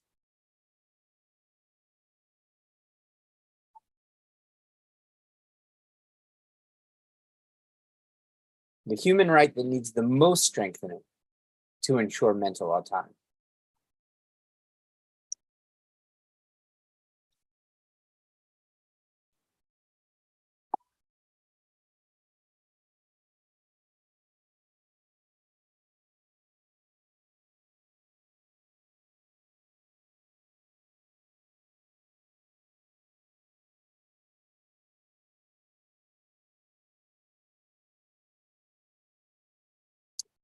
Very good, thank you. And I will say, as if that was the last question that we had prepared for today, if you bring your attention back to Zoom for the conversation, you can close your web browser, and we hope to see you tomorrow. Yes, thank you everyone for the active participation, the robust discussion in the chat, the comments that are even still coming through. Kavya mentioned that in one of the previous responses that XRSI is working with a particular UN group on that particular concern. And Dylan and Divya kind of was like, we're surprised that the answers that we did come to were the ones that were decided. One thing I did notice, David, and you can maybe explain this a little further, that prior to the consensus was more at the 70% or more, whereas this time, the second you're smiling is this time, the percentage wasn't as high for the consensus. Yeah, so, right, those conviction, I'm sorry, conviction. Yeah, no, correct, right. Those conviction scores really reflect how well aligned the group was. So when we have questions, and I think it was brought up a number of times, where there are 4 or 5 or 6 good choices here that are not necessarily ones that anybody's going to say are not important, but really because for the purposes of today, we were forcing you to try and identify which of these collectively we thought was the most important. As one of the presenters, people mentioned, these are not questions that are choices that we are going to ignore, or once we commit to them that we will forget about the others. So when we start to actually look at this, what we see here is that reflection. We see that people were supporting multiple choices, and that the fact that we were able to get to an answer at all meant that some people were willing to then say, okay, this may not have been my number 1 choice, but I understand its importance and agree with the group, and we came to that. What would be most important, most interesting is when we start unpacking all of those details and share the amount of support and where that movement happened in the post-analytical phase. And thank you for that explanation. Kavya and Nico both had their hands up. Kavya? Super quick, April, super conscious of the time, but yes. we did, as I was also involved in crafting these questions, some of the responses included like right to mental privacy. Well, we don't actually have such a human right. sitting in front of the Commissioner, Human Rights Commissioner of Australia. This is something that we have also worked with, Lorraine's group, as well as there was a UN mandate where Lorraine's team, as well as XRSI separately, submitted these comments saying that we need to extend the human rights, which is why my lineation was the right for freedom of speech, something that we already exists, but we need to extend those in order to provide coverage for all these very novel ways where human rights will be violated. So I'm just going to drop the link to that report that we submitted as XRSI, and Dr. Divya Chandra was leading that report along with Dr. Julia Scott. So this is a very interesting insight. And Nico, your comment before we close out this session with Sure. Monica. This was amazing. I just want to add, even though we choose mental privacy and, all those other options, the communication and education is still valid and important. What's the definition of mental privacy? What's the definition of, all of these ideas to each person? And a lot of times, unfortunately, these are being used for marketing tactics. So let's just be clear on all of the definitions and then be on the same page and communicate and educate our users. Thank you. Thank you, Nico. To close out this session, as robust as it was, I will now turn it over to Monica Manilova. Monica? So thank you all. This was an incredible session, actually. I know that we only scratched the surface on all of these topics, so I would like to encourage you all, if you have any more ideas, comments, or anything else that you would like to share, please share it with the XRSI team or send it over to the official email address of XRSI, which should be pasted somewhere in the chat. So a wonderful session. Extremely proud of what was covered here today. Thank you all for being here. We would like to extend once again our most profound gratitude to Meta, who is the lead sponsor of this and making this event possible, to the Australian Human Rights Commission, our co-organizer, for their indispensable role in shaping today's discussion. Thank you to the Commissioner for remaining with us for the entire duration of the day. Special thanks to David and the Anonymous AI team for their remarkable support through the swarm exercises. And I would like to extend my most sincere gratitude to the organization committee for this day. Regine Gilbert, Ren Tyler, Troy Latter, Oscar Cartagena, Janae McPaul, Diwan Fox, lead strategy and oversight by Noble Ackerson, the technical curators Regine Gilbert and April Boyd Nerona, timekeeper Janae McPaul, and notes taker Diwan Fox, who was also very active in the discussion while also taking the notes for us today. I would like to say thank you to all of the contributors and attendees. We had today participants from the University of Bologna, Institute of SEI, IEEE, MyLegal, XR Access, WAPXR out of the University of Peru, IMISI 3D, Mohammed bin Rashid School of Governance, NYU, Tech for Humanity, Tedabur Space Innovation, Augmented Experiences, eSafety Commissioner, Humanity of Things Agency, and Let's Go. Many thanks to Kavya and Banjit, who made all of this entire thing possible and are like magicians with organizing all the pieces of the puzzle so that they fit all together so nicely. And the next day in this wonderful week is focused on medical XR in collaboration with the NHS out of the UK. I know that the topics that are going to be discussed there are profound and extremely interesting. Then there is the Child Safety and Child's Rights Day, which is the day after tomorrow, which is co-organized with UNICEF. On the 13th, there is a Cybersecurity and Data Protection Day, co-organized with the Global Privacy Assembly. And close the week off, there is the Global Policy and Regulations Day, which I'm also quite looking forward to due to all the most recent developments that we have been having this week. I would like to continue this wonderful collaboration. I believe that all of you here are extremely brilliant people. You all have incredible expertise from a variety of domains, variety of perspectives, and the magic which happens when so many amazing people gather together and consider their different views and provide inputs. It's cannot be compared to anything else. So thank you all. And with that, I would just like to close the day and looking forward to seeing you the rest of the week.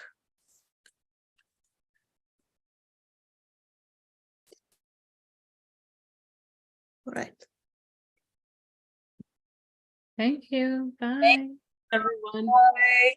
Thank you. Bye-bye. Thank you. Bye, Thank guys. you, Share your everyone. LinkedIn too. Yeah, although it's all available on the website, we'll make sure everyone's LinkedIn is there. But Yeah. feel free to share.